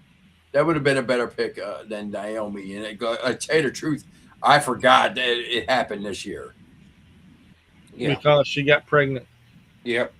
She Got was put on injury. She got put on injury reserve. she was getting praised for her heel work and in ring as well. Like no one's saying she doesn't deserve it. The only problem is she's against, of all people, the second biggest heel turn in pro wrestling, only behind Hogan and the NWO. Yeah, I mean, yeah. When she did it, it was shocking. I was like, "Holy shit!" But she had a She good won run. the So Money she in the had Bank, and it's like she got over just a little bit. Then She she had a won the good run. title. Then she got the title only with all. But then 2 weeks later, she had to drop it because Hey, country. Jay got the load. Hey, Merry country. Christmas. How's it going? How's Merry Christmas, country. If you stick around after these next couple of picks we do, we're going to show off our Christmas gifts that we bought for ourselves. Shit, I'm Okay. glad you Christmas. All right, so Josh, who are you going with? Yeah, I think the Cena her heel turn. All was right, better than let's this one. wrap this thing up. I get- Phil. all right. Okay, heel turn. It's a tough one because It is. I would none of these. All right, who? None. There You was got no really good heel There was turns. not a good heel turn. There was not a good heel turn at all this year. Cena. That was not No. a good heel turn. It was pop the whole business. Everyone, people that don't even watch. It wrestling. wasn't the heel turn we wanted though. That's the thing. It was enough for me to give it credit. It was enough for me that don't even really like WWE. It was enough for me to say, yeah, easily. And we didn't think they were gonna. And yes, the run sucked. The night, the pop, the way he looked at Rock before no clue it was coming. Then he kicks him in the butt. Then he aligns with Rock. No clue it was gonna go down like that. No clue. Absolutely in the dark. No clue. The whole crowd was like, "What the fuck?" And people talked about it for days, weeks, till they ruined the run. But the night was I'm going with that. I'm not even going to talk more about it. What you got, Phil? Personally, it's a good. There wasn't really any good heel turns at all this year. Not even Stardom. There's not a good heel turn at all this year. All right, so y'all two want to pretend none of that existed, and Josh agrees. It existed, but was it good? No. Yeah. It was completely out of the blue. No one was expecting it. It was a shocker. What do you think, Josh? Well, what happened with Cody Rhodes, what Travis Scott did to him, that's what killed it. Train. Yeah, but I'm not worried about that. Was that in the Train heel turn of the year. Heel turn. Yep, heel turn of the year is a train, man. The only thing about the Cena heel I don't even think Paul White could have ever gotten years the heel turn of the year because he's had too many more. He has more turns than NASCAR. Another left turn. Here we go. Look out, fans! It's another left turn. That's why real racing fans like us watch like yours truly watches F1, not NASCAR. I like NASCAR road courses.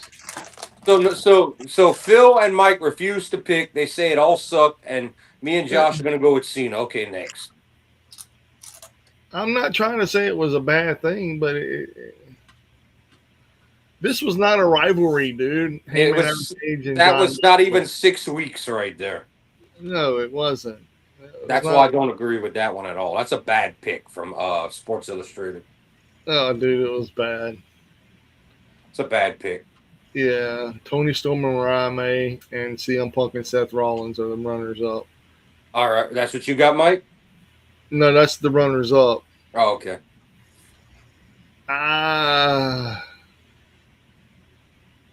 I'm going to have to go with something totally different. Rivalry of the year. I'm going with Ricochet and the Hurt Syndicate. Okay. All right. I like it. I like it. Something different. Phil. Ooh, that's a good question for me because let's see. There's a lot of better rivals, especially in. I'm gonna have to go with like. I need to pay attention more to Stardom though. I had a feeling you were gonna go there, but I don't blame you. But also, I have to say another good rivalry. I have to say, man, the War Dogs. No, it's a little too late though. Oh yeah, the War Dogs in the House of Torture. Yeah. That's my pick for rivalry of the year. It's easily in my top 3 at least. That's what you're going. going. My pick. Okay. I'm going to go with the War Dogs in the House of Torture. All right, Josh. I do not agree with the Hangman and John Moxley because that storyline was so dead. So dead. That's because it was thrown together because the original plan before he climbed Mount Everest was Darby to beat Mox the Fish Tank Night and become the World Heavyweight Champ, and then Country would have had a heart attack. That was the plan. Fish Tank happened after Everest. Okay. Yeah. Oh, it would have killed Jim Cornette. Yeah. In all honesty, it's CM Punk and Seth Rollins. That would be on my list, even though I don't watch it. Because it's just there is general hatred. Yeah. Professional and non-professional. I think they both. I want me to be honest with you, Josh. Since the day Punk came back, Rollins blew up on the rampway. I don't think it's personal. I think Rollins saw dollar signs. He's like, I want to attach my wagon to this. It's going to work. He was pissed. He was generally pissed. I mean, if you go back, I think when they went off the air, Corey Graves and Michael Cole had to hold Seth Rollins back. I think it's a work. I really do. I think Rollins. No, because nobody knew that was the CM Punk signing. When he came back, there was only like 2 people knew that. I agree. I think Rollins went into business for himself on the drop of the dime. Said, I'm going to carry this heat. Fuck the cameras. This is too big. I want to make a rivalry with this guy. It's going to look at where they're at now. We're talking about them as a possible rivalry of the year, and not too many people can argue that. I think Rollins just played it smart and did what was best for business, and I think Triple H was probably like, I love it. I hope they're okay. Today they probably all good if they had anything real, but I think it's Seth Rollins shot on the spot. I really do. I think he was just like, what the fuck? And all right, I'm going with this. I'm gonna build we're gonna be a Mania match. I'm gonna build it. I think it was a work. I think it was a shoot that turned into a work. Because Rollins is like Triple H's kid. And yeah, he heard all the bullshit through the years, but if Rollins would have a real problem with Punk, knowing Triple H agreed to sign him, you don't think there would have been problems there? Yeah. I really think Rollins was smart enough to go on the fly and go off the. I watched it back, had my attention. I watched the cameras go off and him going nuts at ringside and up the aisle. I was like, this is good. I was like, unless they told Rollins, if he made this up on the spot, I'm like, go ahead. That dude just made He himself. made it up on I think he made it up on but there was always general beef. There was always beef between him, and I think that was his real reaction. Is like, what the fuck? What the fuck's he doing here? Fuck this shit. Fuck this motherfucker. I think that was his general. I think I think that was his actual. Okay. All right. I'm good with it either way. It made for it. I might not watch it every week, but it made for good TV and good history. And look, we're talking about them as possible feud of the year. Mike, where you at? Already told y'all. Ricochet and Hurt Syndicate. Oh, okay, my bad. So I'm up. Storyline of I'm Tim. What Phil said is on my radar, but at the same time, that's a group faction brawling. So if I had to pick two men that we haven't had that many great ones, I will acknowledge Punk and Rollins, but I'm gonna go Gabe Kidd and Yota Tsuji. Okay. Now they might be cool now. It'll change but the title went back and forth. They had banger matches. It went from I hate your guts to okay, respect. Like I don't think it's fully resolved. I think shit's gonna break down where they're teaming, where all of them are teaming together. That it's gonna cause trouble, and they're gonna turn on each other eventually. But yeah, and then I don't get to watch Stardom like Phil does. I know they have plenty of good story in there if you watch and listen. Plenty of good drama with the ladies, and they get emotional from happy to sad. If I knew a little more, I'd probably pick a best one. I probably could give them their own award, one for them, but for the company. But I'm good with that. We can move on if everybody went. Right, can we all agree? Terrible pick from Sports Illustrated right here. Oh Yeah. Terrible pick. Terrible pick. Like somebody watched this, saw the blood, and said, "Oh yeah, that's great. Yeah, thanks for 6 weeks when we trying to do a whole year, asshole." Okay, next. Storyline of the year: Heyman and Page's redemption arc. Yeah. Okay. And the other runner-ups were John Cena's retirement and downfall of the Death Riders. And yeah. No, Death Riders are old and tired, and people are almost wanting them to die as bad as House of Torture. And Cena's overall run was not good. Heel or face. It was not good. Not good at all. No. It was botched. Rock and Triple H got into it. It was all fucked up. Not good. Not good at all. Not good. Not good at all. The only thing I liked was the heel turn. Everything else, thanks for coming. Thanks for coming, John Cena. See you in Hollywood. Not. When was the story arc when he burned Swerve's house? Because I see that in the background. Was that this year or was that last year? Last year. That was last year. Mm-hmm. Yet again, they fucked up. This year, good story arc. Oh, Josh didn't get to go. I didn't get to go either. Oh, okay. All right. I'm trying. Yeah, you did, Phil. You picked storyline of the year. Oh, no, honestly, the storyline of the year. Sorry, different category. I saw Hangman and I was stuck in the other one, guys. Sorry. I'm sorry. It's the New Day turning on Big E. That happened last year. I thought it was this year too. Was it? Was it last year? Yeah. I'm gonna have to think about this one. Oh, I thought that happened this year. Then shit. In a year of bad stories, fuck. The worst story of them all. That might be an easier thing to pick. Yeah. Good God, I'm trying to think right now. There hasn't been very many memorable killer storyline. That's what we were bitching about. WWE and AEW haven't had great storylines this year. I mean,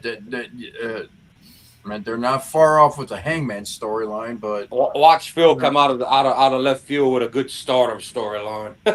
honestly, I can't think of Sayaka Tanami has this big storyline where she's like making it to the top and she wants all the gold, including the IWGP Women's Championship. Yeah, she's making a statement. And those two are battling for yet another title in Stardom, like a week or two after Wrestle Kingdom. I think next year's going to be the 29th is when she's facing Suri.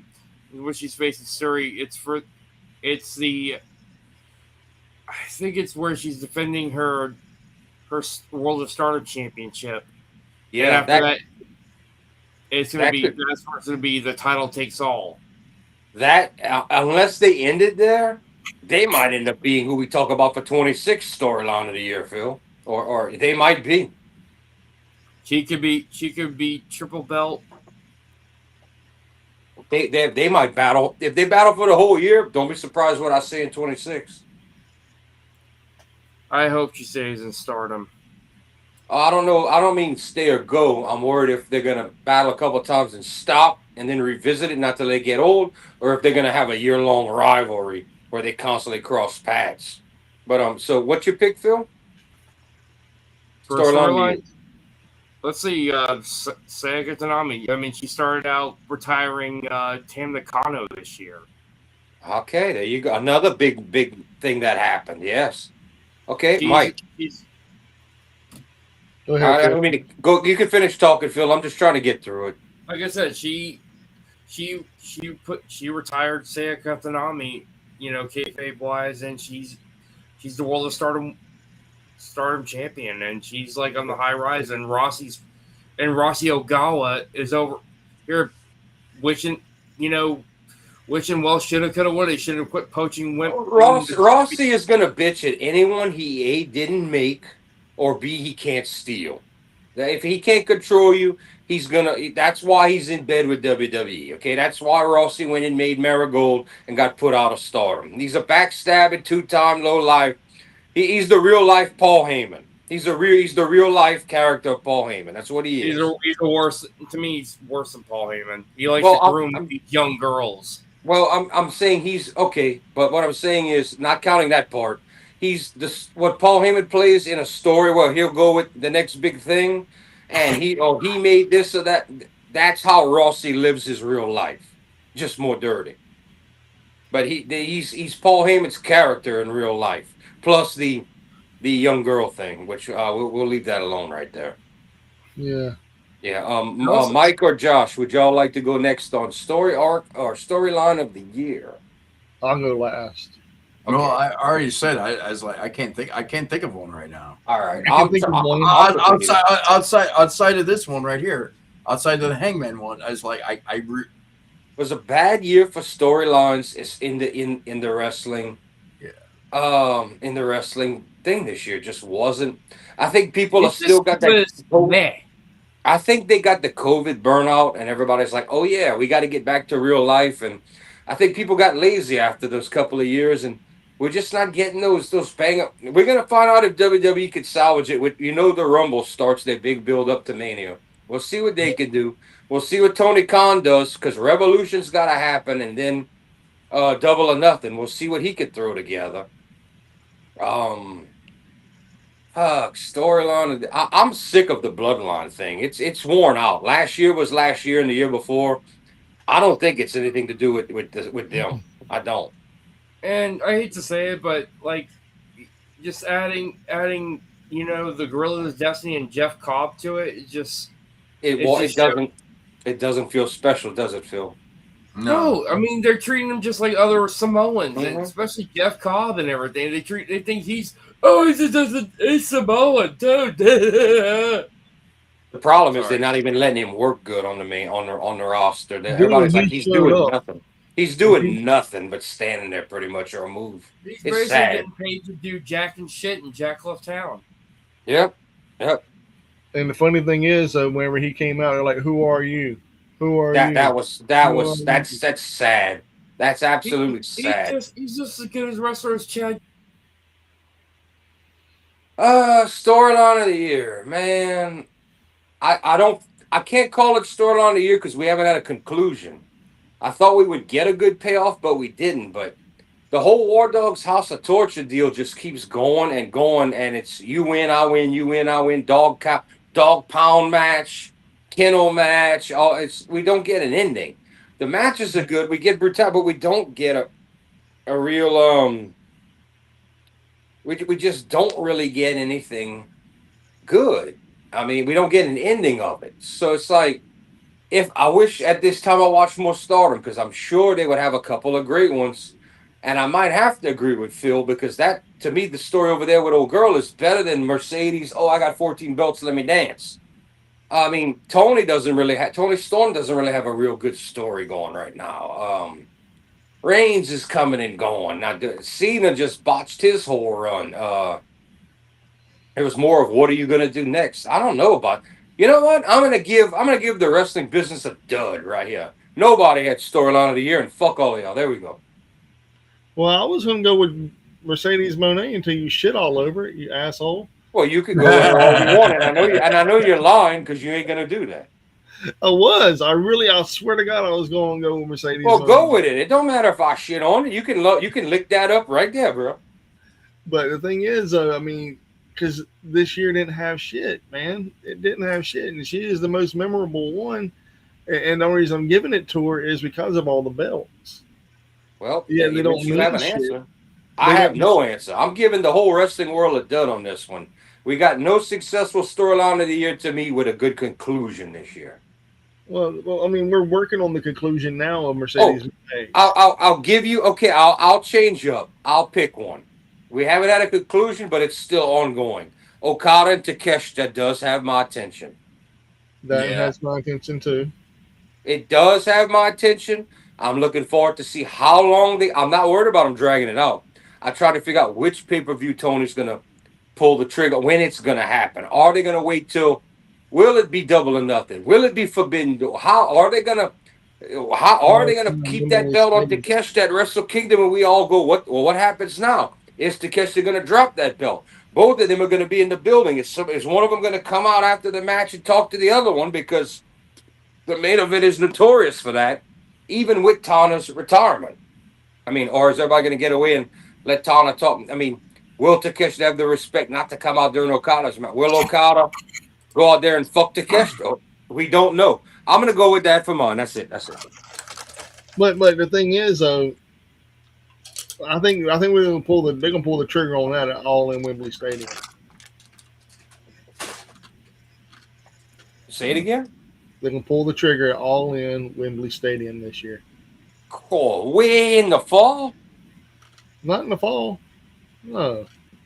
Yeah, dude. All in doesn't happen till after. All in's in the summer. You're talking about All Out. All in's gonna be in the summer. That's gonna be before or after Forbidden Door? Before. Okay, so now we got stuck with All In and All Out being regular events. Wonderful. Mm-hmm. And so he waters down Double for Nothing. And Forbidden Door, I don't know how much longer they can do that because he keeps taking all the damn Japan talent. It ain't a Forbidden Door anymore. Last year was the first time. First or second, I think maybe the first time I did not buy Forbidden Door, even though I don't really buy AEW pay-per-views anymore. And I have picked Forbidden Door in the past as pay-per-view of the year. I have, at least twice. I got an app for that. Okay, Mr. Okay, Mr. I haven't bought it. You are, Mr. I haven't bought a pay-per-view since 1997. That was the last one, Mike? Yep, that's it. Okay, we finally got through it. Whew, how are we doing on the time? 3 hours? Well, we sure made up for yesterday not having a show, but I think it might be gift time now. Yeah. Gifts to ourselves. All right. I haven't got any gifts at all, but I do have one coming in the mail though. Okay. Yeah, you got a box of Bart's root beer in the background. No, I do have. Yeah, you do. You got a box of Bart root beer in the background. You haven't had Bart's root beer in a while? Yeah. It's empty. I drank them all. Killed that. You drink them all. I'm an A&W fan, just like Danhausen. I like the aged vanilla. Oh, okay. I'm going. All right. Yeah, Josh got a ton of shit to shoot. My package is coming in by. I have 2 things coming in by the end of the year. Oh, here. Let me show you. Finally.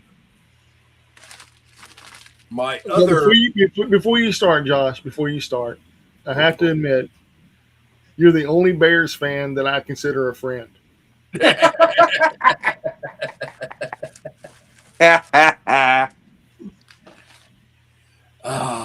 It's hard. It's hard to be the king. It's good to be the king. Good to be the king. That too. So, all right. First up, I finally got one of my Mortal Kombat packages.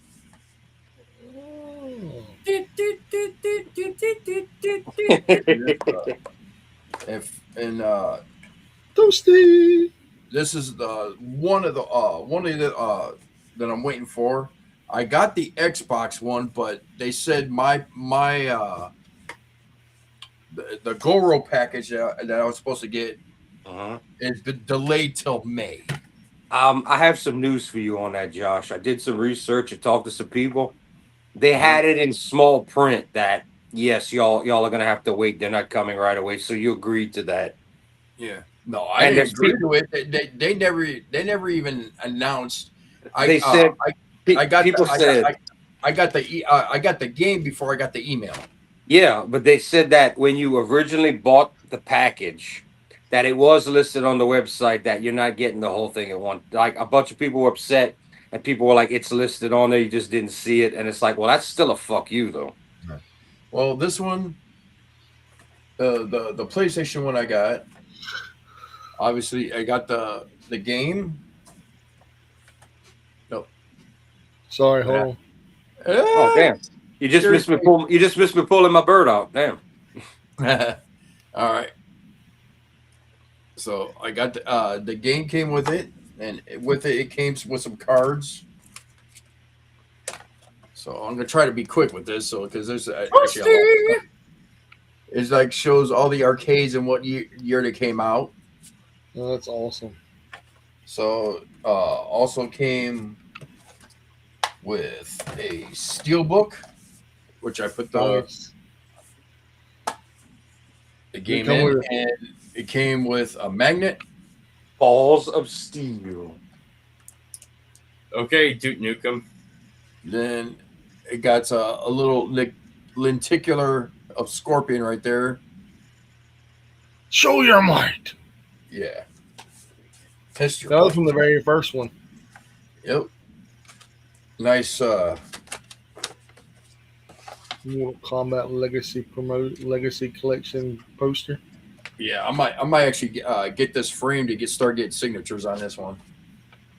Ooh, you're gonna have to get a colored pin so it shows up on the black. One of those highlighter ones. So I got all that. Well, actually, there's a little bit more to it too. I'm trying to hurry up and show this. You ain't gotta hurry up. You're good. It came with like these. I don't know if these are stickers or just banners of all the. They're stickers of the poster. They call it the there you go. That's the top of the arcade machines. They call that the flyer, but that's on the yeah. Yeah, that's what they're called. That's pretty cool. That's pretty cool, actually. Did it come with a soundtrack? No, I wish it did. I do got the soundtrack. Then a little promotional flyer. I remember that for the advertisement for the game. So real it hurts. I remember. Yep. Ooh, that's if anybody young watching this, I don't mean to interrupt Josh, but if anybody young watching this, y'all have no idea how big when Mortal Kombat 1 was over and then was coming to the home consoles. Y'all have no idea how wild we were. I actually got the magazine for this one. I got the magazine. We were ecstatic. Oh, And Josh is older than me. There was Mortal Monday for a reason. Oh yeah. Mortal Kombat 3. Ultimate Mortal Kombat 3. Ultimate Mortal Kombat 3 is way better than Mortal Kombat 3. Yeah, the good version. Then Mortal Kombat 4. 4. So I was wondering what the hell happened to Scorpion and everything. That was one of the dumbest moves they ever made. Yeah, so that was the Legacy Collection Deluxe Edition. So now I'm just waiting for they my. killed off Johnny Cage. No, I'm just waiting for my the rest of my Xbox One to come in. So next up, I got a bunch of CDs here. I'm gonna try to nuts. I was gonna say it too. I got almost the entire. I guess you could say the second generation of Sepultura catalog. Ah, With Derek Green in it? Yes. So He's a good vocalist. obviously I got the stickers still on here, but it's Against Nation. then it's gonna be Roarback. Roarback would be the next one, not the one in your hand. I think that's Dante. Yeah, that's Dante. Then it's was it Quattro? No. Alex. Oh, all right, Alex. Yeah. Then this one is Curious Deluxe Edition. That one in your hand is that the producer of that album is the same guy from Roots. His goal was to bring him back to. It's one of the better later ones. The goal was to bring him back to Chaos AD Roots sound. It's not perfect, but it's a good album. Then right here, the Mentor Between the Head and Hands Must Be Heart or something. Yeah. Okay. You are missing Roarback. So I'm missing one. Oh man, I know this has nothing to do with wrestling or anything, but upcoming sequel to legendary offensive SNES game listed from Steam. Hong Kong 2090 longer release on Steam after failing Valve's reviews. More in the comments. Yeah, we know Hong Kong sucks. All right, so what I got next is not from Collect Code. I picked up individually from a record store and some pawn shops. So finally, I've been looking for this album. Biohazard. Okay. I've been looking for this album. I couldn't find it forever. Then finally, my buddy who owns a store got like a huge metal CD collection. Come in and I was like, I snatched that up. Scatterbrain. Yeah, things about them. Oh yeah. I'm not going down with the ship. No man, I don't want to go. Well, what they call Dr. Feelgood. Gotta have Dr. Feelgood. I don't know. I picked this up by the whim. Ren we could tell they clowning the Beatles cover, but what is it? Ren and Snippy what? Yeah, Ren and Stimpy. You idiot. Said Abbey Road, you idiot. This one, I'm surprised nobody picked it up before me, before I got there. Oh, wow. SOD live at Budokan. I was going to say it's the live one, yeah. And here we go. Priest. Judas Priest. The Metal Works 73 to 93. So then, 3 years ago was the anniversary of who disbanded. Oh, so sorry for that. Tribute to Judas Priest. He says I'm so sorry for that. Then Yeah, this one's pretty good. It's got Testament, Merciful Fate, Idol's Warning, Iced Earth, Overkill, Doom Squad, Creator, I've never heard this one. Nevermore, and Strapping Young Lad, and Halloween. So Okay. I had to pick this one up. Van Ah. Halen. For off of Call of Knowledge. I had this on cassette. I'm still looking for that one on cassette. Aha. Queen. Queen's Greatest Hits. Nice. Good one. Early Fear Factory. Is the Mind Killer. Yes. Wait. What is that? I don't have that. Yeah, this is early night Fear Factory. This is like 93. Yeah, I'm about to say 93, 94. Well, I have all the Fear Factor albums in order. So what's on that one? I have like Soul of a New Machine from like 91, 92. Then it goes into remanufactured and demanufactured. Is that a remix of the first album? Like a techno? It might be because it's got Martyr, Self Immortalation, Scapegoat. Okay, that's the techno version. Yeah. They were doing that for a while. That's the techno version of Soul of a New Machine, the first album. At the time, they would redo all their albums in techno. Yeah. Speaking of which, then I got this Fear Factory.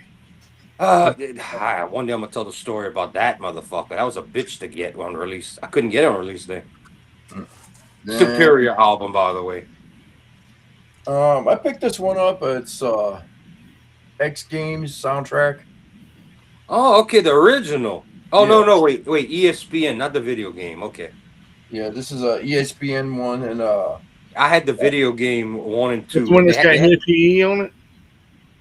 it's actually, let me see, it's got Red Hot Chili Peppers, Gravity Kills, Ministry, Primus, Toadies, Lenny Kravitz, Sepultura.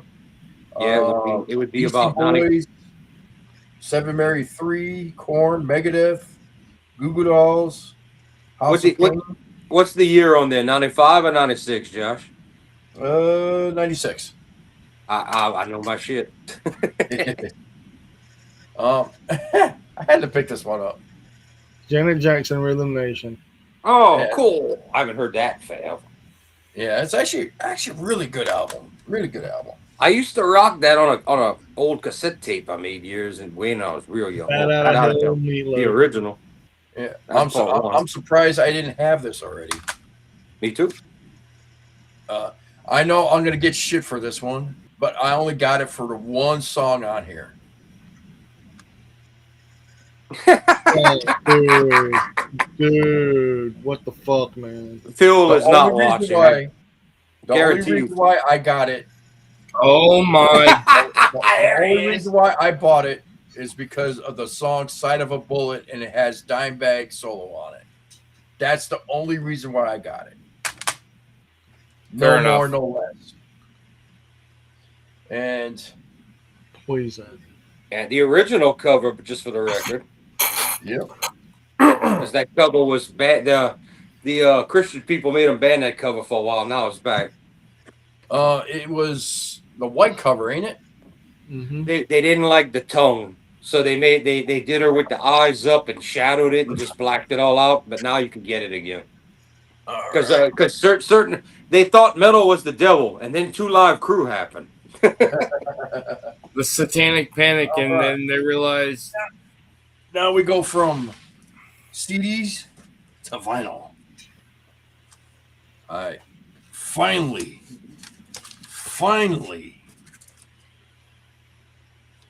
Yeah, I saw when you got. I was happy. My God. I was happy for you when I saw it was in the box for a good price. I was happy when I saw you got Oh it. yeah, I got it for a good deal. I think 22 or That was the 23. first Pantera record I ever Same story. yep. got. Same The story. second one Actually, was no, Golden State of Power. my first Pantera album was 101 Proof. And I Wow. got that on CD. That's a good live CD. Then I also picked this up for 15. Yes, the Yellow Greatest Hits. I got one too. Yep. Great. Actually, I played it for the first time. For my mom wanted to hear it. She's with me for the holidays right now. My mom wanted to hear this, and I was like, Brought and I back was, some memories. I was surprised how many songs I actually did know on this. Did or didn't know? I did know. Oh, okay, yeah. Well, they were, dude. When we were young, I know you're ahead of me, but they were all over the place for like. Now I'm not gonna call it easy listening. They weren't metal, but their music, Evil Woman, and all that was all over the place. Oh yeah, Evil woman. I picked this one up. Ba-ba-da-ba-da-ba-da. I picked this one up for $6.99, and I've been searching for it for a while. Well, then I you got a finally deal. got If it plays good, you got. His CCR. He got it. Yep. Please Yeah. throw on a revival. Nice. That's Yeah. it's kind of funny. They sound like a southern rock band, but yet they're from California. Yeah. Fogarty also is a terrific singer. He's got that rasp. Louisiana rasp to him. This one I picked up. I've been looking for this for a while, Jordan. And it was a $15 start. I think I ended up getting it for like $25. But And I'm not Jackson. angry at you. I'm not angry at you because I got one too. That's a good album. That is, I love Saxon. I love Yeah. Saxon hard. I've been looking for. I just wanted it for one song. So What? No, not Denim and Leather. Denim and Leather. That was one of them. All right. Well, I'm telling you, when you put that album on, put on Never Surrender and get ready to get your balls blown off. That's what she said. Honestly, I probably wouldn't have bought this for this price if I knew how much. Because I just saw it, and you know me, once I see something that I collect, I gotta get it. That is a great soundtrack. One of my favorite out of the prequels. Yeah, but it was like $60. I didn't know it at the time until I saw the charge. I'm like, oh shit! I probably wouldn't have picked it up. So That the is a next great one I got, album. I think I got this on. No, I paid full price for this one, like $36. Oh yeah, I've got one on the way That's too. a That's great a album. One of my favorite Slayer albums. One of It my is. favorite songs is Dead Skin Mask. Yeah, That is a great. out, Mr. King. If anything, it's like this is the one. This is the one I wanted. If I get any more Slayer albums, I'll probably only be Rain and Blood and Season and South of Heaven. That was probably the only other two I get on vinyl. I was the opposite. I was waiting on Seasons to come in. I also like Show No Mercy and Hell Awaits. Those are I need Hell Awaits. I'm waiting for that Blood one. Yeah, AC/DC, Dirty Deeds Done Dirt Cheap. Dirty Deeds.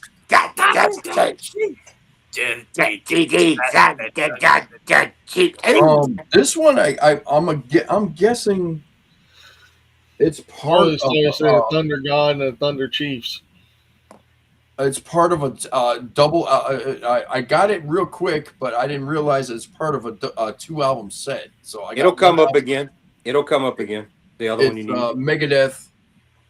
Megadeth Warheads on the Foreheads, but it's only one of the albums. I didn't know there was a 2-disc one. Oh, okay. It's missing one. Yeah, I've seen that happen with the Beastie Boys the other day. So I got it for like $10. So you could probably find that at your local shop to put in there to finish it off. This one I bought just for the cover, and I just like for the price I couldn't pass it up. Scarecrow. Yeah, from the description on it is, well, it just says what black splatter, but I think this is like. What's the difference between hardcore or black metal? Well, I'm looking at the front, and it's smaller than the casing. So is that a single on a 12-inch, or a 7-inch? Is that a 7-inch single? It's a small one, so I'm not entirely sure. It's probably a 7-inch single, and you just check your speed on your player. But I have a 12-inch single, and I'm like, bro, y'all really have to waste all that vinyl and charge me $30? And another one I got is I picked this up for like $5. So it was like Faceless Burning. I couldn't read it. Yeah, Faceless Burial. Yep. So this is basically death. It just says death metal. Yeah. So I picked it up for $5. I'm like, I took a chance. And like, yeah, during that ridiculously awesome cheap metal sale chat I go on for a little while. Yeah. So, all right, that's all I got. All right. All righty then.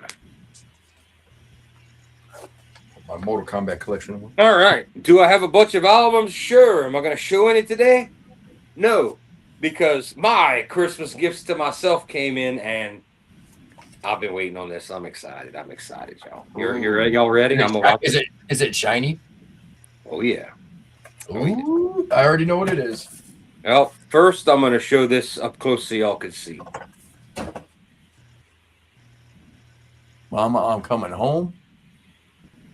And on the back, I don't know if y'all gonna be able to read the words good.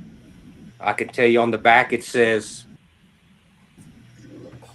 0.999 silver, weight 1 ounce. Only 666 of these were pressed. Of course.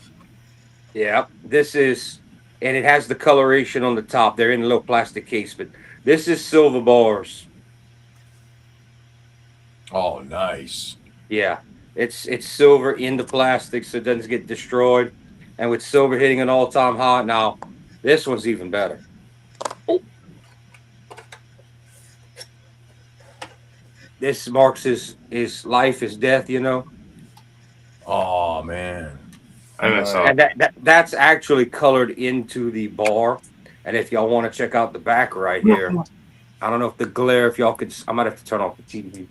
Let me see if I can. I want y'all to be able to see it. These are definitely the bars. Oh, boss, say it, Phil. Bars. I don't know if y'all can read that. Can't. No, okay. The back of that says 1 troy ounce, 0.999 fine silver, also in its nice little case.